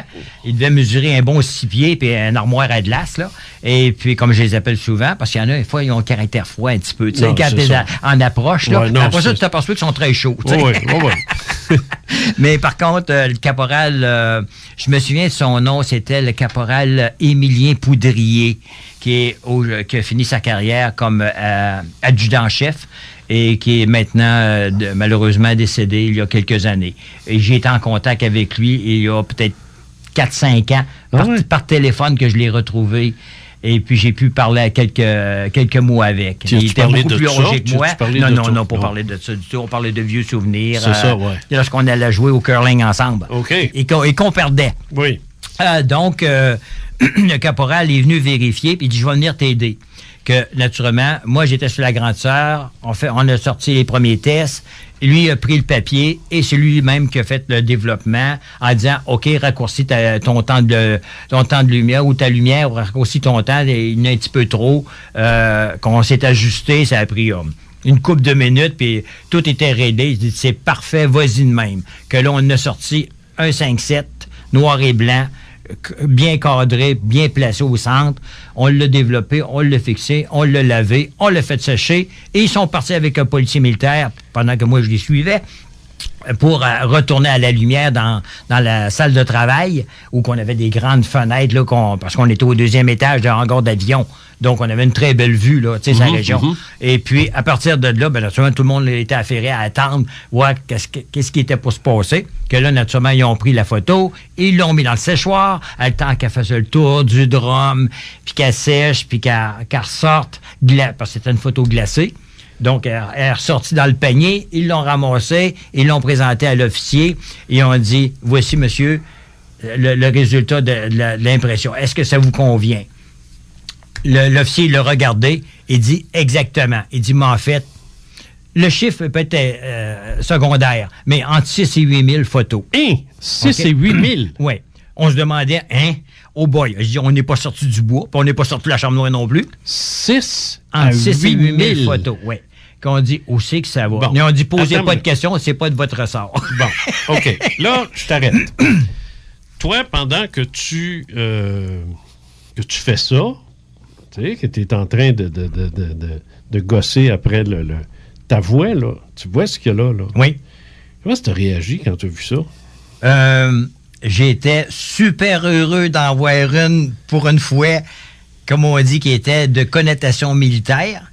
Connotation militaire. Je veux dire connotation, on veut dire qui appartenait dans la zone militaire, là. C'était pas pris par M. Joe Blow, là, sur une ferme, là, ou en ville, là, entre deux clochers. Que la photo a été prise par un militaire, dans un secteur militarisé. C'est exactement. Mais on vous a pas dit exactement où. Il avait parlé d'un mot qui finissait par river. Ça, j'ai toujours eu de la misère à dire c'est-tu Deep River, c'est-tu Chalk River. En tout cas, ça finissait par River. Ça pourrait être Chalk River parce qu'il y a une chose d'uranium. Là. Il y a une centrale nucléaire. Mais je ne sais pas si elle existait à l'époque, par exemple. C'est ça Je ne sais pas, mais je sais que j'ai toujours eu ce mot-là en souvenir en tête. River. Mais le mot river. Mais j'ai jamais été capable de dire. J'ai pas fait de recherche non plus, jamais, pour savoir y a-t-il une place dans ce coin-là qui s'appelle de même. Je me disais, qu'il y en ait une, qu'il n'y en ait pas, ça ne changera pas l'histoire. Non, c'est sûr. C'était pas important. Non. C'est sûr. Donc, c'est sûr, si on aurait voulu écrire un livre ou quelque chose là-dessus, on aurait fait une recherche, puis on aurait peut-être même mis Google Maps là-dessus. Oui, c'est ça. Aujourd'hui. Mais dans ce temps-là, on n'avait pas tellement d'outils, puis commençait à chercher des cartes de d'autres provinces, là, parce qu'il fallait chercher des cartes. Hein? On n'avait pas d'ordinateur. Donc, il fallait acheter, comme on dit, à la librairie, des livres qui venaient de d'autres provinces. Donc, on ne se bourdera pas de ça. Pendant que parce que là, je vais te demander de nous décrire ce qu'il y avait sur cette photo-là, avec le plus de précision possible, moi, j'invite l'auditeur à se rendre sur le site, sur mon site. Oui. Parce que j'ai demandé, ce qu'on a fait, c'est que tu m'as envoyé, disons, un dessin approximatif. Oui. Puis là, moi, j'ai confié ça à digital.ca. Exact. Pour qu'ils puissent l'organiser, tu sais, la refaire. Okay. Le fait, de l'envoyer, puis là, tu as dit, c'est pas tout à fait ça. Puis là, on a gossé ensemble. Oui. On a trouvé un point d'entente. Puis à un moment donné, tu as dit, ouais, OK, tu sais, là, c'est ça. Ça ressemble à ça. C'est ça. Alors, moi, ce que j'ai fait, j'ai pris ça ressemble à ça là, et je l'ai mis sur mon site. Alors, les gens qui vont sur mon site, là, faites googler Jean Cazot, là, C-A-S-A-U-L-T, vous allez trouver ça, là, extraterrestre, puis tout. Bon. Et quand vous allez sur le site, là, vous déroulez un peu, puis vous allez voir l'émission qui est en cours présentement. Là.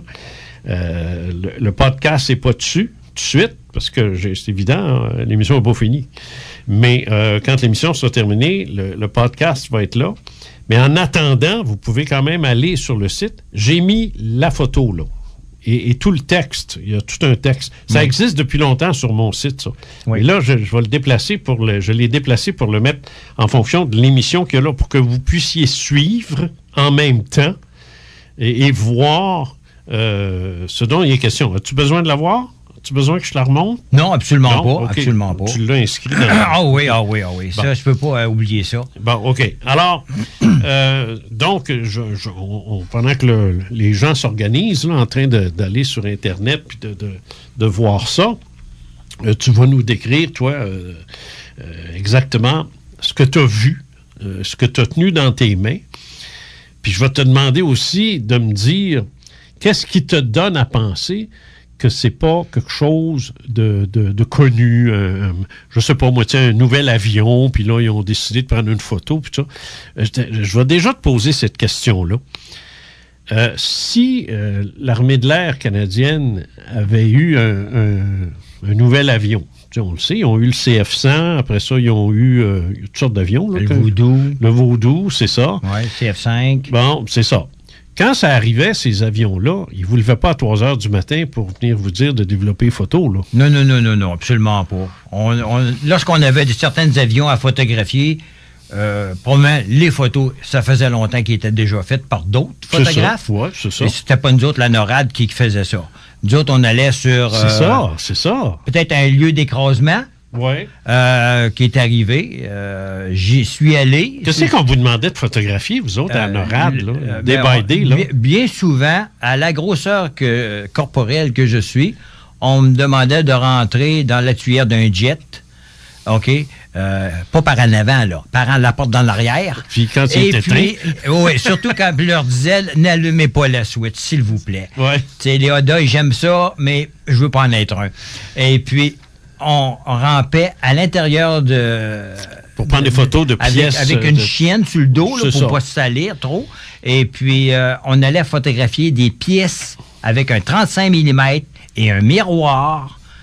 pour être capable de photographier les pièces endommagées. Bon, alors... Avant qu'ils soient démontés pour avoir des preuves. C'est ça. Alors, c'était ta job, ça. C'était ma job, puis beaucoup de portraits, photos de passeport, des promotions, des photos de groupe, des photos de party, parce que les officiers avaient souvent, à chaque année, leur mess dinner, là, qu'on appelait. Ça, c'est la régie interne, mais dans ce qu'on pourrait appeler, sur le plan militaire, c'était des avions, des pièces d'avion, des radars, des affaires de même, des patentes, mais comme jamais... tantôt, d'enregistrement d'écran de radar. C'est ça, mais jamais vous n'étiez sollicité, ou pendant un exercice aussi, des choses de genre, mais jamais vous étiez sollicité en urgence comme vous l'avez été ce fois-là. Non, la seule urgence où on avait été sollicité, puis c'était même pas comme photographe, c'était plutôt comme main d'homme. On était armés avec des mitraillettes puis des revolvers parce qu'il y avait eu une manifestation d'étudiants de l'Université de Toronto qui venaient bloquer l'entrée de l'aéroport. Okay. Que c'est la seule fois, comme on dit, qu'on était armés puis qu'on était sollicité pour faire une job de bras. C'est ça. Parce qu'il fallait les déplacer quand un camion voulait rentrer ou sortir. C'est ça. Les autres se levaient pas. Non. Il fallait les traîner à terre sur le plancher. Ah, OK, C'est asphalte. Oui, sur le tarmac. Oui, même pas sur le tarmac. Il était sur asphalte dans le chemin. Dans le chemin? Oui, il était même pas rentré sur la base. Il était à l'entrée de la base. Non, mais c'est sûr qu'ils sont... Il fallait les déplacer. Oui, c'est ça. Bon, puis se laisser faire. On connaît le principe. Oui. Alors... On n'a jamais été demandé pour d'autres choses. Alors, tout de suite, le simple fait d'avoir été levé à 3 heures du matin pour se faire dire d'être prêt, le simple fait qu'un gars de la police militaire est avec toi dans le studio, tout ça donnait une note d'étrangeté. Ah oui. Assez élevée. Oui, puis très sérieuse. Parce que ça aurait même, je dirais plus, je sais pas s'il existe un mot plus que sérieux, là. Ben, c'est above top secret. Oui, c'est ça, là. C'est ça. Là, il y avait une ambiance, là, réellement spéciale, là. Il y avait un silence, là, quasiment de mort, là, tu sais. OK. Donc, l'objet qui était sur la photo était pris au sérieux. Oui. Ah, très au sérieux. C'était pas... Ah, regarde, ça a l'air qu'ils ont vu ça, là. Fais-moi donc 2-3 copies. Non, parce qu'il y avait eu des briefings avant ça, là, sûrement, avant que ça arrive à North Bay. C'est clair. Puis comment est arrivé le négatif, on ne sait pas. Si tu as été transporté par voiture, transporté par avion ou par hélicoptère, on le sait pas. Mais moi, ce qui m'intéresse, c'est le contexte. Oui. Tu sais, moi, j'ai pas été militaire, j'ai pas été dans l'active, alors j'ai jamais vécu ces choses-là, mais j'ai été en radio. Et je me souviens quand à un moment donné, il y avait, je me souviens, il y a eu des opérations, tempête de neige, des opérations qu'on menait, là, puis à un moment donné, là, dans la station, tu sentais là, une fébrilité, là, parce que tu voyais que les boss s'enlevaient le manteau, là, puis enlevaient leur jacket, là, puis disaient, on est ici pour jusqu'à 3 heures du matin, là. Oh oui, mettre en place une émission d'urgence pour aider les gens tu le sens. Tu dis, OK, là, on niaise plus, il n'y a plus de joke. C'est plus de niaisage. Le gars arrive en ondes. Il n'y avait même pas de sourire. Non, c'est ça. C'était sérieux, là. C'est ça. Tout le monde se retenait, personne ne parlait. Tout le monde écoutait parce qu'il y avait tellement de yeux qui nous surveillaient, qui nous regardaient, nous scrutaient. S'il avait pu nous passer au radar, je pense qu'il nous l'aurait fait. Non, ben c'est ça. Mais toi, c'est encore 10 fois pire que ce que je raconte, mais je fais juste dire, je peux avoir une idée de ce que c'était, parce qu'ayant vécu c'était intensif. Une urgence intensive dans une station de radio pour une tempête de neige, je n'ai rien à voir, là. Mais il reste que c'était quand même assez heavy, merci. Et c'est là que tu fais la différence entre un show de babine, comme j'appelle, où tu dis n'importe quoi puis tu es payé pour, ou ben non, un show sérieux, là. Exactement. Où là, tu as des informations très pertinentes à donner. Ça peut sauver des vies ou ça peut en faire perdre, là, dépendant si tu niaises ou si tu n'es pas sérieux, là. Alors, ça, j'ai vécu ça. Alors, je peux imaginer que toi, dans les circonstances où tu es, tu sais que c'est sérieux, très sérieux, comme tu dis, above ça. Et quand tu vois l'objet, là, tu dis, sacrifice, c'est pas à nous autres, ça. Est-ce que c'est ça que tu dis? Absolument. J'ai dit ça. Vu que j'avais déjà certaines connaissances sur le sujet des ovnis, mes yeux sont venus plus grands que des 2 piastres en voyant la photo. Surtout que c'est moi qui allais l'imprimer en plus. je dirais pas une petite fierté, là, mais pas loin. Là, c'est quand même le fun de dire hey, ben, regarde, c'est moi qui vais l'imprimer, c'est-tu le fun un peu? Mais je pensais jamais d'imprimer autant, par exemple. Oui, c'est ça. Ça a été de l'ouvrage, ça. OK. Mais par contre, à partir de ce moment-là, j'ai dit là, moi, j'ai une preuve comme quoi les militaires, ils le savent que ça existe. Ils le savent très bien qu'ils sont parmi nous. On est en quelle année, là? On est en 1969. Maudit. 1969, as-tu la date? Non, malheureusement. Je sais que c'était en été, mais je pourrais pas te dire, parce que je me souviens d'avoir été habillé en uniforme, pas de manteau. En rien, 1969, pendant ce temps-là, meanwhile, back at the ranch, aux États-Unis, la commission Condon remet son rapport qui va provoquer la fermeture du bureau d'études sur les UFO à la US Air Force parce que c'est sans intérêt. Ouais. Fait que là, tu comprends-tu là, ma position? Là? Ouais. Aux États-Unis, pour le public, la commission, moi je l'appelle la commission Condon parce que ça a été un condom sur l'ufologie. Ah ben oui, c'est clair, ça a servi de ça. Qui est une farce monumentale, puis une traîtrise absolue, puis je l'ai démontré dans mes ouvrages, puis je suis pas le seul. Là, je dis, c'est reconnu dans les milieux que c'est une joke, ça. C'est une farce. On le sait, c'est une farce. C'est ça, c'est une farce, ça. Eh bien, après ça, l'armée a dit, coudonc, il n'y a pas d'intérêt à s'occuper de ça, il n'y a pas de menace derrière ça, et il ne faut pas oublier que le rapport Condon, d'abord, c'est faux ce que je dis, ce n'est pas le rapport Condon qui a fermé, c'est le rapport du président de la commission, Edward U. Condon, rapport, sa conclusion à lui, qui est totalement différente de la conclusion du rapport lui-même. D'ailleurs, on le sait ce qui s'est passé. Il y a une volée de démissions qui sont arrivées, d'accusations, puis ainsi de suite. Mais l'effet, il était trop tard. L'effet avait eu son impact. Et les gens ont dit, OK, UFO doesn't exist, c'est tout simple que ça. Regarde, ils viennent de le dire, là. Un rapport de 1500 pages. Et là, le Blue Book, qui existait depuis 1948, on dit, regarde, on va suivre les recommandations et on ferme. On s'en occupe plus, c'est fini. 1969. C'est faux, on le sait très bien qu'ils ont continué, on a preuve de ça. Mais ils n'en parlent plus. Officiellement, ils n'ont plus de position sur les UFO. Même Clinton n'a pas été capable de changer ça. Exactement. C'est colossal, ça. Oh oui. C'est colossal. C'est une farce interne incroyable. C'est ça. Mais ce qui est intéressant, mais ça fait l'affaire du monde, parce que 80% des gens ne veulent pas que les UFO, ils ne veulent pas que ça existe, alors ils sont bien contents de s'appuyer là-dessus. Mais toi, pendant ce temps-là, tu développes la photo d'un UFO dans une atmosphère ténébreuse digne d'un film de suspense militaire. Et tu as ça. Tu vas nous décrire cet objet-là. On va faire une pause. Tu nous décris cet objet-là, puis on parle...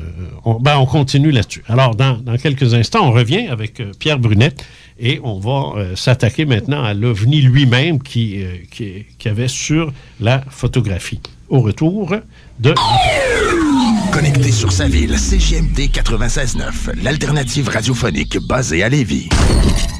Vous faites des rénaux, une construction neuve. Métallurgiste Saint-Hilaire, une entreprise spécialisée dans les métaux ouvrés depuis 1946. Escalier, garde-corps, clôture, projet sur mesure, galvanisé, peinture cuite. Métallurgiste Saint-Hilaire, msth.ca. Venez nous voir au 615 rue Arago-Ouest à Québec. Il nous fera plaisir de vous répondre avec la même passion qui nous habite depuis plus de 60 ans. N'oubliez pas, msth.ca. Redbeard Survival, l'école de survie au Québec, a une nouvelle activité. L'initiation à la survie en forêt. Venez passer une demi-journée dans le décor féerique de la montagne du domaine du radar, tout en apprenant les trucs de survie de nos instructeurs chevronnés. Un petit feu en forêt, des ateliers pratiques, des défis et bien plus dans une ambiance familiale et décontractée. Le tout pour seulement 50 $ tout inclus. Oui, 50 $ tout inclus. Amenez la famille, les amis et les collègues. Pour réserver vos places, www.redbeardsurvival.ca. Redbeardsurvival.ca. Hey, le RINA Saint-Romuald fête ses 10 ans en grand. Obtenez un certificat cadeau de 10 $ pour tout achat de 25 et plus, juste en mentionnant CJMD. Venez profiter du meilleur menu déjeuner, des généreuses tables d'hôtes au dîner comme au souper. Venez prendre du temps de qualité autour d'une bonne fondue à deux. C'est juste 55 $ incluant la bouteille de vin. Et repartez avec votre certificat cadeau de 10 $ en mentionnant CJMD. C'est simple de même. Ça se passe au RINA Saint-Romuald uniquement, 950 de la Concorde. C'est la route qui va vers le Walmart près des Promenades du Sud. Super spécial chez Auto Prestige DG. Venez faire votre changement d'huile régulier pour seulement 39,95. Seulement 39,95. Et on vous procure la paix d'esprit avec une inspection en 21 points. Gratuitement. Si vous mentionnez CJMD, seulement chez Auto Prestige DG. 6006 Boulevard Sainte-Anne, Lange-Gardien. À peine passé les chutes Momo. 96.9. Qu'est-ce qu'on fait pour que notre entreprise se démarque maintenant? Il nous faut de la nouveauté. Logo, pub, visibilité, promo. Ça prend du grand format pour ça. Ça nous prendrait quelqu'un qui rallie tout au même endroit. Attends, écoute. Et oui, Image Express depuis plus de 15 ans. C'est le spécialiste de l'impression grand format. Lettrage, wrapping, affichage, autocollant, cartes, enseignes et vitrines. En plus de leur nouveauté événementielle, kiosques, vêtements et plus encore. Experts dans la création et le développement de vos petits et grands projets publicitaires.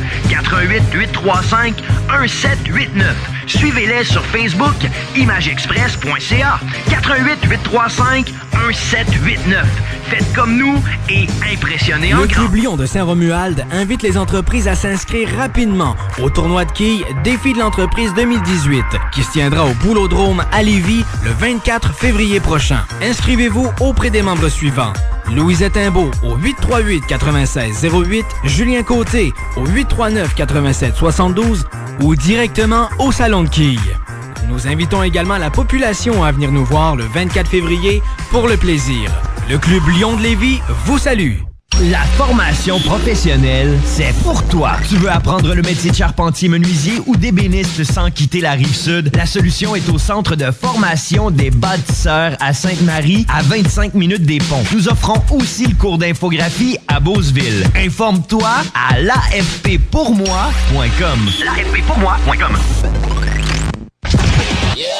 La 43e édition de l'International POI BSR se déroulera du 8 au 18 février 2018. Cette édition sera axée sur la continuité avec 138 parties qui se joueront à 2 arénas. BSR à Saint-Nicolas et l'Aqua Arena de Charny. 108 équipes provenant du Québec, des Maritimes, de la France, de la Suisse, de la République tchèque, des États-Unis et pour la première fois le Danemark sont répartis en 6 classes. AAA, AAA relève, AA, WB, A et B, plus la Coupe du monde de l'amitié WB et la Coupe du monde de l'amitié A. L'ouverture officielle aura lieu à l'Arena BSR jeudi le 8 février à 18h10. Les équipes Husky de Chaudière-Ouest, les Tigres de Victoriaville de la classe AA. Ça va jouer fort.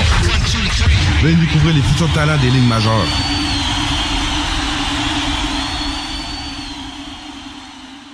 Hey, le RINA Saint-Romuald fête ses 10 ans en grand. Obtenez un certificat cadeau de 10 $ pour tout achat de 25 et plus, juste en mentionnant CJMD. Venez profiter du meilleur menu déjeuner, des généreuses tables d'hôtes au dîner comme au souper. Venez prendre du temps de qualité autour d'une bonne fondue à deux. C'est juste 55 $ incluant la bouteille de vin. Et repartez avec votre certificat cadeau de 10 $ en mentionnant CJMD. C'est simple de même. Ça se passe au RINA Saint-Romuald uniquement, 950 de la Concorde. C'est la route qui va vers le Walmart près des Promenades du Sud. Pourquoi acheter un véhicule neuf pour qu'il y ait 25 % de valeur qui s'évapore sans raison dès qu'on est sorti du garage? Soyez plus futé que ça. Contactez Automobile Prestige DG. Ils ont le véhicule pour vous et sinon, ils vont le trouver. Service courtage, achat, vente, échange. Automobile Prestige DG. C'est eux que vous appelez pour trouver votre prochaine voiture. C'est tout. 88 406 34 34. En plus, ils sont spécialisés en financement automobile. Première, deuxième et troisième chance au crédit sont disponibles. Laissez-vous prendre en charge. Automobile Prestige DG. Maintenant, une toute nouvelle adresse. 6006 Boulevard Sainte-Anne à Lange-Gardien. 88 406 34 34. Arrêtez de chercher et trouvez. À 2 pas du centre-ville de Québec. CJMD 96.9 FM. C'est ta musique.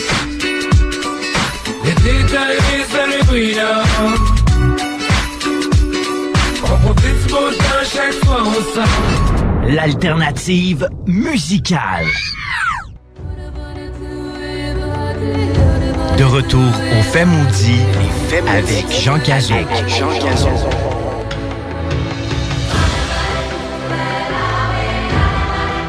c'est reparti. Pierre, on est de retour de la pause.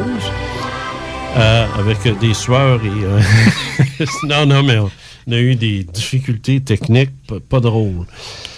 Moi, je l'ai dit. J'ai dit, moi, je reviens faire de la radio, pas de la technique. Tu sais, ça, là, c'est la partie que ça marche pas. Mais on est sorti vivant. On en est sorti, oui, parce que j'ai eu de l'aide de François, mais autrement, là, hey... Tu sais, moi, j'ai appris à conduire un char, pas à le réparer. Tu sais, c'est ça la différence. Ouais, exactement. Bon. OK. Alors là, on va parler de l'objet. Oui. L'objet lui-même. Oui.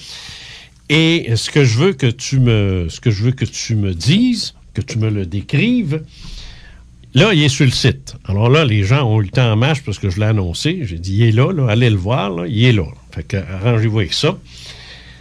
C'est pas... on est en 1969. 69. Il n'y a pas de drone dans ces années-là.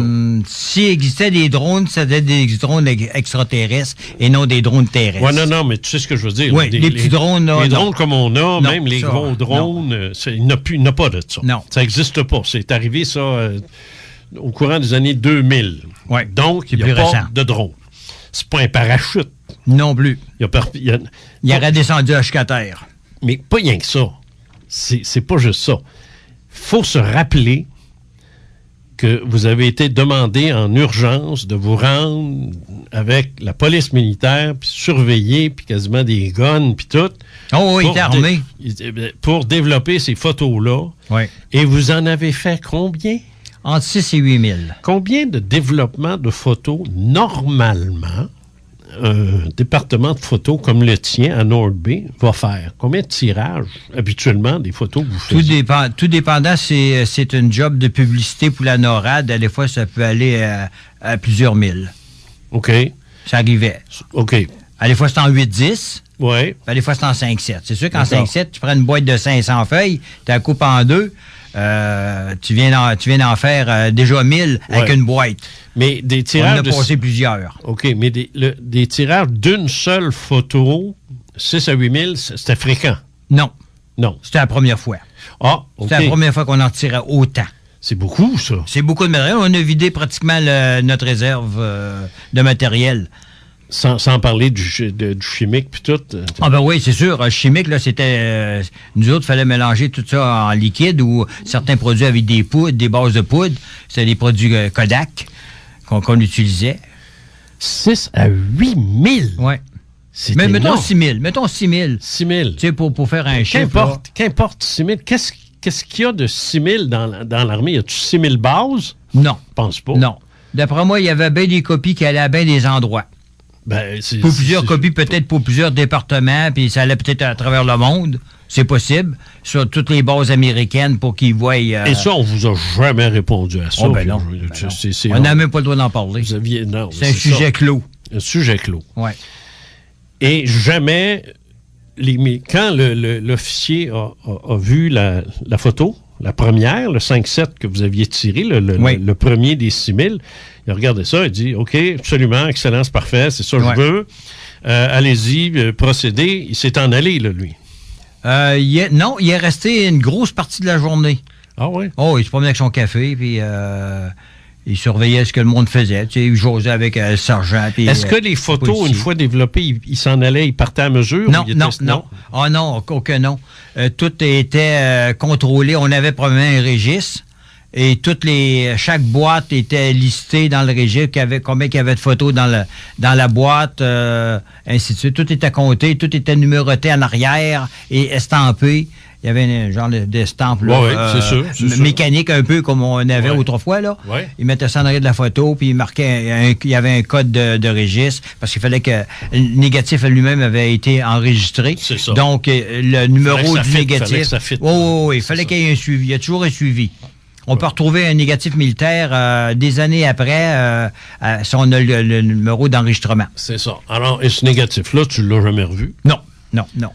L'officier reparti avec. Une fois que ça a été terminé, là, vos 6 000 copies, là, vous avez fait quoi? Vous avez pacté vos petits, vous êtes partis?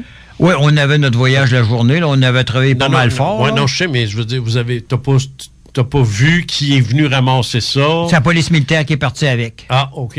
police militaire est parti avec. L'officier, je ne peux pas dire souvenir si l'officier était déjà parti ou pas, mais c'est possible qu'il était déjà parti, lui-là. Mais c'est la police militaire qui est partie avec tout le matériel. OK. Maudit, j'essaie de trouver une faiblesse dans ça, tu sais. J'essaie de trouver quelque chose pour normaliser ça, tu sais, puis dire, oui, mais Pierre, c'était juste un, tu sais, mais c'était juste un. On sait qu'à l'époque, il y avait le Avro, tu sais, l'avion... L'avion qu'ils ont voulu développer. L'avion rond, là, l'espèce d'affaire rond, là, tu sais, c'était pas ça. Les Américains ont pas... Non, on ne sait pas ça, puis les Américains n'ont jamais voulu que le Canada développe l'Avro. Non, je sais. Parce qu'ils arrêtaient en avance sur eux autres. Oui, mais c'était pas ça. Non, c'était pas ça, pas à tout. C'était réellement un appareil, comme on dit, qu'on connaît pas la provenance, on connaît pas en quoi c'est fait. Métallique. Ça avait de l'air métallique. On voyait qu'il y avait des pods entour pour l'atterrissage, ce qui est normal. Un 3 pods, c'est très fréquent. On voyait qu'il y avait une genre de fenêtre pour sûrement le personnel qui était à bord. C'était quand même assez gros.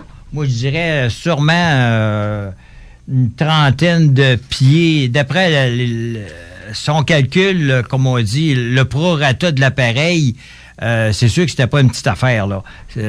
Probablement pour l'avoir été photographié dans les airs de même, quand même assez bas, par une caméra sûrement l'Inoff ou un speed graphique peut-être en 4x5 là, qu'on parle, là, parce que dans ce temps-là, c'était pas du 35 mm, là, on travaillait des caméras 4x5. Et puis pour avoir la qualité, c'est sûr que ces appareils-là, c'est des lentilles L'Inoff ou bien des lentilles Carl Zeiss que dessus, on sait c'est du top qualité au prix qui coûtait ces appareils-là. Oui, j'allais... D'abord, est-ce que c'était en couleur ou en Non, c'était en noir et blanc. C'est en noir et blanc. En noir et blanc, puis le film qui était dans la caméra, c'était un film plus X. Ce qu'on appelle du plus X. On appelait ça plus X en anglais. C'est ça, OK. C'était un film pas de haut contraste, c'était pas du... Donc, c'est du matériel standard de portrait, qu'on peut faire du portrait. Des forces armées? Oui. Alors, donc, c'est un militaire qui a pris la photo? Absolument. Oui. Mais c'est ce jour qu'on savait. On savait que la photo avait été prise par un militaire, par un 4x5. Sur le modèle, sur le site, on voit rien d'autre. On voit juste l'objet. Est-ce qu'il y avait des arbres? Est-ce qu'il y avait quelque chose? Non, de l'angle qui a été pris dans les airs, là, il était presque... Il était pas en dessous de... Le photographe n'était pas en dessous de l'appareil, mais il était pas loin. C'est ça. Ben, on le voit, là. Il y a un gros angle. Le gars, il a pogné, c'est du 50-60 degrés, ça. Ah oui, comme faut. Oui, il a pogné dans les airs comme s'il était, comme on dit, les yeux dans le plafond, là. Puis on ne sait pas la suite, on ne sait pas comment c'est arrivé, on ne sait pas comment c'est on n'a jamais entendu parler. C'est des sujets qui ne se parlent pas, hein. Puis, parce que même des militaires qui vont dire que si tu leur parles de ça, ils vont dire c'est pas vrai, ça n'existe pas. La majorité des militaires ne savent même pas que ça existe. Ben non, c'est sûr. Parce qu'ils ne s'intéressent pas probablement à ça, puis ils n'ont pas le droit d'en parler. Puis en plus, de toute façon, ils n'ont pas le droit d'en parler. Non, c'est ça, ils ne parlent pas de ces choses-là. Moi, je me souviens d'un lieutenant-colonel qui était dans le Colorado et qui s'est retrouvé mon voisin de bateau à Hull. J'avais un bateau à Marina de Gatineau, puis lui aussi, puis on s'est présenté, on a jasé, puis là, le lieutenant-colonel, puis tout ça, puis quand il a su que j'étais, qui j'étais, premièrement, puis parce que j'étais assez plongé en ufologie dans l'Outaouais, j'avais une autre organisation que j'avais fondée, le CEPI, en 95. Oui, exact. Alors, ce gars-là me dit, il dit, il y avait des drôles d'affaires, il dit, à NORAD, il dit, dans le Colorado, où j'étais, moi. Puis là, il y avait le mot spring dedans, là. C'est Colorado Springs. Colorado Springs, c'est ça, exact. Alors, lui aussi, il me disait comment c'était en dedans, mais lui, c'était tout en dessous, hein. Oui. C'est ça. D'un profondeur. C'est ça, d'un profondeur.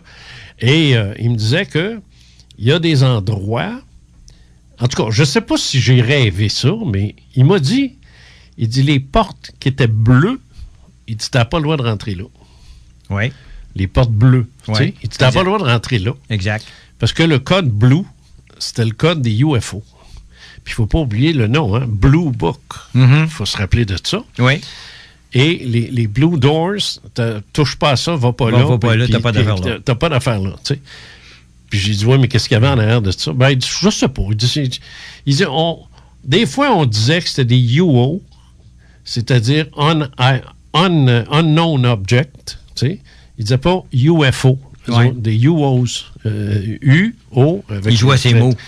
Non, c'était la terminologie. Terminologie qu'il y avait. Ouais. Après ça, j'ai parlé à un radariste qui était en Allemagne et qui est venu que j'ai fait une entrevue avec lui, que j'ai diffusée sur le 93 à l'époque. Et le poste de radio à Québec, là, le 93, j'ai diffusé l'entrevue. Et c'est évident que c'est sous le sceau de la confidentialité. Lui était convaincu qu'il perdrait sa pension. Mais c'est un jeune, hein? Il avait à peu près dans la trentaine. Et il s'est dit, moi, je perds ma pension si je me nomme. Je ne sais pas s'il l'aurait perdu, là, parce que j'aurais fait tout un foin, moi, je te jure, s'il l'avait perdu. Et...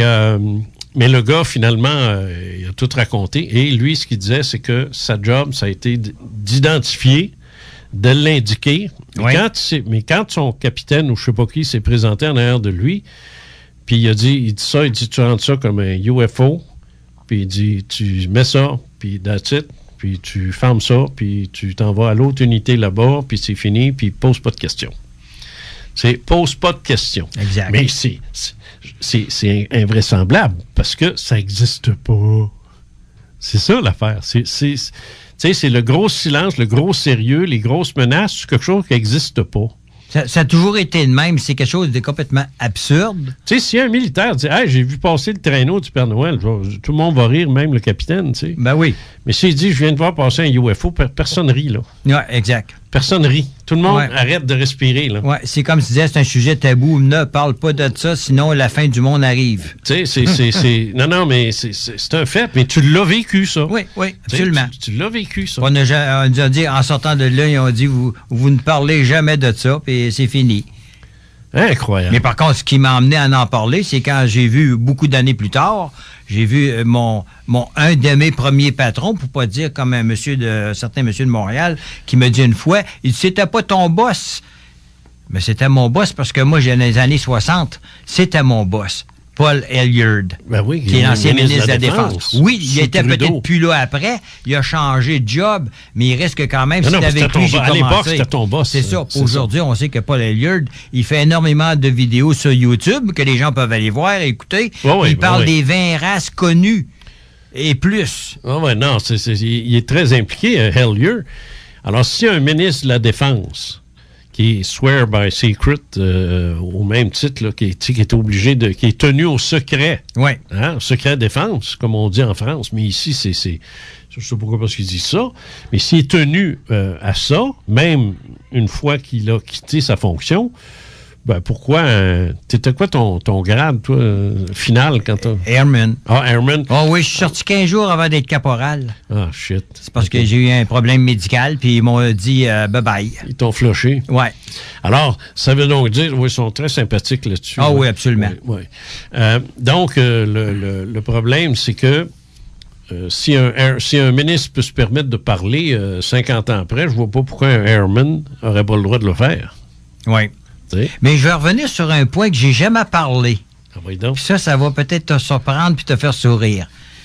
Lorsque j'ai parlé avec l'officier de sécurité, parce qu'on a la chance de parler un peu avec tout le monde. Tu reviens à l'événement. À North Bay. OK. Je me souviens très bien qu'il m'avait dit qu'il y avait des photos qui s'en allaient au Mont Cheyenne. Donc, Mont Cheyenne, c'est là qu'était mon gars, là. Mon lieutenant-colonel. OK. Mont Cheyenne, qui s'en allait aussi au Colorado. Et puis qu'on avait des photos aussi qui s'en allaient à Ottawa, naturellement.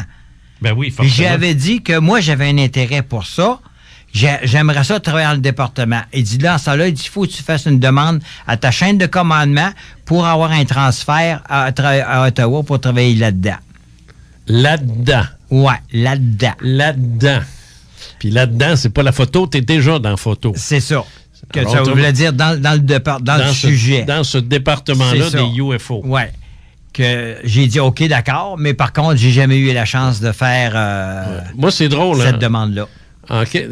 Quelques années plus tard, 1971, je crois, je suis reporter à la station de radio CKCV, ici, à Québec. Oui, je connais bien. Puis c'est ma job, je suis reporter. Je suis ufologue métaphysicien, mais il faut tout bien que je gagne ma vie. Absolument. Alors, je suis reporter. Je fais des nouvelles sur tout, puis n'importe quoi. Puis je suis sur la route. Ça veut donc dire je me déplace pour les conférences de presse, puis les rencontres ministérielles, puis les ci, puis les ça. Alors, je m'en vais à Valcartier parce que McDonald, qui est le ministre de la Défense à l'époque, il est là. OK. Alors, je m'en vais là. C'était pas mon premier ministre de la Défense. J'avais déjà rencontré l'autre. Moi, j'avais fait une entrevue exclusive avec l'autre qui avait eu des problèmes avec une pute là, russe. Là, Oui. Je me souviens de l'histoire, mais je me souviens pas du nom du ministre. Moi non plus, ça m'échappe. J'étais pas proche d'eux autres, donc il y a bien des noms que j'ai oubliés. Ouais, non, mais moi, je l'avais ramassé à l'aéroport de Québec. Il rentre. J'étais le seul journaliste là, sur place. Oh. Puis je l'ai... l'affaire Munsinger. Te souviens-tu de ça? Oui, le nom. L'affaire Munsinger, mais je me souviens pas du nom du gars. OK. Il était en TARBERNACK quand il m'a vu arriver, lui, avec les caméras puis tout. Ah, mon Dieu! Et puis dans ce temps-là, quand on filmait, il fallait retourner à la station puis développer ça. C'était de même. Là, c'était du 8 mm. C'était du 8 ou du 16, je sais pas. Là, probablement du 16. Ça devait être du 16, j'imagine. Oui, probablement. Du 8 n'a pas de belle qualité. Non, t'as raison. Ça devait être du 16. Et en tout cas, je l'avais... Ah, il ne m'avait pas aimé, lui. En tout cas, bref, je suis à Val. J'ai des souvenirs qui me reviennent. L'affaire Munsinger, ça se peut-tu? Il faut que le nom me revienne. Maudit, ça m'écoeure. Mais il y a une idée qui me vient en tête. Attends, je vais finir mon affaire. OK, vas-y. Alors, je dis à McDonald, on pose des questions. Si on est à Valcartier, je ne sais pas ce qui se passe. Ça doit être une patente, là, en tout cas une nouvelle quelconque, sans intérêt, là. Et la conférence de presse est quasiment finie. Alors, moi, je m'avance, puis j'ai dit, Monsieur le ministre, pourriez-vous me dire la position que vous avez en tant que ministre de la Défense sur les objets volants non identifiés, tu sais? Il m'a regardé. À l'époque, je commençais à être pas pire pour lire la vibe, comme on dit, tu sais. Il m'a regardé en voulant dire, comment ça se fait qu'un petit cul de journaliste de marde vient me poser cette question-là ici? Moi, ça, tu connais ça d'abord. Premièrement, personne ne parle de ça. Jamais. Comprends-tu? Ouais. Jamais. Et là, il se fait poser la question, bang! Ce qui l'a sauvé, c'est l'éclat de rire des 15 imbéciles autour de moi. OK. Ouais, c'est ça qui l'a sauvé. Parce que là, lui aussi a pu se permettre de rire en disant « Oh, I'm not sure I know what you're talking about. Je pense pas que je comprends ce que vous me dites. » Tu sais, alors, il s'en est sauvé à cause de ça, à cause des 15 innocents. Là, hey, Caso, il se coupe. Bon, tu sais comment c'est ça? Ben oui. Alors, ça a tombé à l'eau, mon affaire, puis c'est tout. Puis à partir de ce moment-là, chaque fois que j'allais en conférence de presse, je me faisais niaiser, tu sais. Mais je l'assumais. Mais c'est ça qui l'a sauvé. Mais j'ai vraiment vu sa face. What the fuck? Comment je vais... Comment je vais faire m'en sortir? Ouais, sortir de ça, tu sais. Parce que... Alors, soit qu'il était carrément ignorant, parce que c'est pas tous les ministres de la Défense qui ont été mis... Si le ministre pose pas de questions, il y a personne qui va se porter volontaire à l'état-major pour rentrer dans son bureau puis dire, en passant, êtes-vous au courant de ce qu'on a ramassé comme information sur les UFO? Puis tout ça? Non? On va vous montrer ça, monsieur le ministre. Je pense pas que c'est de même que ça marche. Ça va être comme ça si le ministre met son pied à table, son poing sur la table, puis dit, I want to know everything. Tu sais, là... Je suis pas sûr qu'ils vont tout y dire. Je pense pas qu'il y en ait... Peut-être... Même Elliot l'a pas fait de son temps. Il disait qu'il était... la raison que je me souviens qu'il avait dit, c'est que j'étais trop occupé à intégrer les forces armées ensemble. Il y avait de l'ouvrage par-dessus la tête. Oui, c'est sûr. Mais par contre, aussitôt que tu es sorti du gouvernement, là, quelqu'un il a présenté des dossiers, puis il s'est mis à regarder ça, puis là, il a allumé. Ça a pris du temps? Oui, ça a pris du temps. Yes, Seigneur. Alors, bref. Mais je me souviens, moi, dans le temps de la guerre, quand le premier ministre britannique, il voyait les pilotes voyaient passer des shows, puis il dit, regarde, ça, c'est des Foo Fighters. C'est ça. Que tu te souviens de l'expression. Ben oui. Puis il dit, ça, on va être pour les prochains 50 ans à ne pas en parler. Exactement, c'est vrai. C'est vrai. C'est Churchill, je pense, qui avait dit Churchill. ça. Ouais, exactement. C'est Churchill qui avait dit ça. Oui, non, c'est un fait. Puis pourtant, on sait que les ovnis sont ici depuis des millions d'années. Ah, ben là. Le monde ne dit pas des milliers, non, des millions d'années. 35 millions d'années minimum. Puis si vous pensez, comme on dit, que c'est... le sujet de mon livre. Vous n'êtes pas sûr, regardez seulement combien qu'on est de gens différents sur la planète. complètement différent qu'on parle d'un blanc, d'un noir, d'un jaune, d'un rouge. Ben oui. Et que quelqu'un qui a joué dans l'ADN à quelque part. Oui, mais là t'embarques sur l'autre show qu'on va entendre plus tard. Ça, c'est juste pour motiver les gens. Allumer le poêle. C'est juste pour attiser dans le poêle, ça. Fait que toi, c'est clair que tu as toujours été convaincu de l'existence de ça. Tu es un vétéran des Forces armées canadiennes qui a, je le répète là, pour que ce soit clair, tu as travaillé dans le département de photo à North Bay pour le NORAD, au sein des Forces armées, au sein de l'aviation. Tu as développé, dans le plus grand secret, puis avec une atmosphère un peu ténébreuse, tu as développé un 5x7 d'un objet circulaire, ovale, métallique, avec 3 pads en dessous. Exact. Puis une fenêtre en haut qui, en 1900... Et aucun marking, là. Non, il n'y avait aucune marque visible. C'est ça. Et qui, en 1968, est inconcevable. C'est ça. C'est surtout pas marqué US Air Force dessus. Ben, c'est ça. Et c'est inconcevable. Ce n'est pas l'espèce de cochonnerie qu'ils ont essayé de faire voler puis qui a volé 3 pieds d'eau. Là, non. Puis tu vois le gars assis dans le milieu, là, qui essayait de contrôler ça puis qui avait le mal de cœur. C'est ça. Non, c'était pas ça. C'est sûr que c'était pas ça. Ça n'a jamais levé, ça. C'est pas non plus une découverte faite par les Allemands, tu sais, comme on m'a souvent dit. Le modèle n'était pas le même. De toute façon, moi, je n'y crois pas, puis je vais t'expliquer pourquoi si éventuellement on en parle. Parce que si les Allemands avaient eu ça, ils l'auraient gagné la maudite guerre. Puis si les Américains avaient mis la main sur un vril, comme on les appelait, ils auraient gagné toutes les guerres qui ont suivi, comme ça, bang! T'sais, ils ne l'auraient pas caché, ils l'auraient utilisé, tu payes sûr. Ben non, ils se sont pétés à la gueule. Ils ont perdu des hommes en Corée, ils ont perdu la guerre du Vietnam. Regarde, ils auraient tout gagné ça s'ils avaient mis la main dessus. C'est pour ça que j'y crois pas, moi, à la capture par les Américains d'un ovni allemand. Là. Oui, des nubots qu'on appelait. Ah d'accord, j'y crois pas. Modèle à 37 personnes. Hein? Le modèle qui avait 37 personnes d'équipage. 37 personnes, voyons là. Ils ont fait crasher tous leurs avions normaux, voir s'ils auraient été capables de construire une affaire de même, puis ça n'aurait pas... Et de toute façon, les Allemands n'étaient pas rendus aussi loin que ça. Puis plus ça avance, plus on le prouve. Mais en tout cas, on ne s'ostinera pas là-dessus. Il est temps de se laisser, déjà. Déjà? Ben oui. Ah, ouais, ça va vite, ça. Alors, merci beaucoup, Pierre, d'être passé au studio. C'était un réel plaisir. Non, c'est le fun. Regarde, l'ufologie n'est pas le thème majeur des faits maudits, parce que les gens sont beaucoup plus gênés à venir me parler d'observations d'OVNI que d'expériences personnelles, disons, tu sais, avec l'esprit ou avec... les gens ont encore peur d'en parler, parce que j'ai rencontré au Salon du Livre une dame qui expliquait son livre. Ça, on s'entend que c'est au printemps dernier, ça. C'est la semaine passée? Non, c'est pas la semaine passée, parce que l'émission est enregistrée, puis il y a probablement 30 cm de neige sur le toit. Fait que... Ah, c'est vrai, c'est vrai. C'est enregistré, ça. OK, je suis mêlé dans le temps. Ouais. Donc, cette dame-là me dit justement... mon punch, là. Oui, c'est ça. Et là, les gens viennent... La dame me dit tout simplement que lorsqu'elle était plus jeune...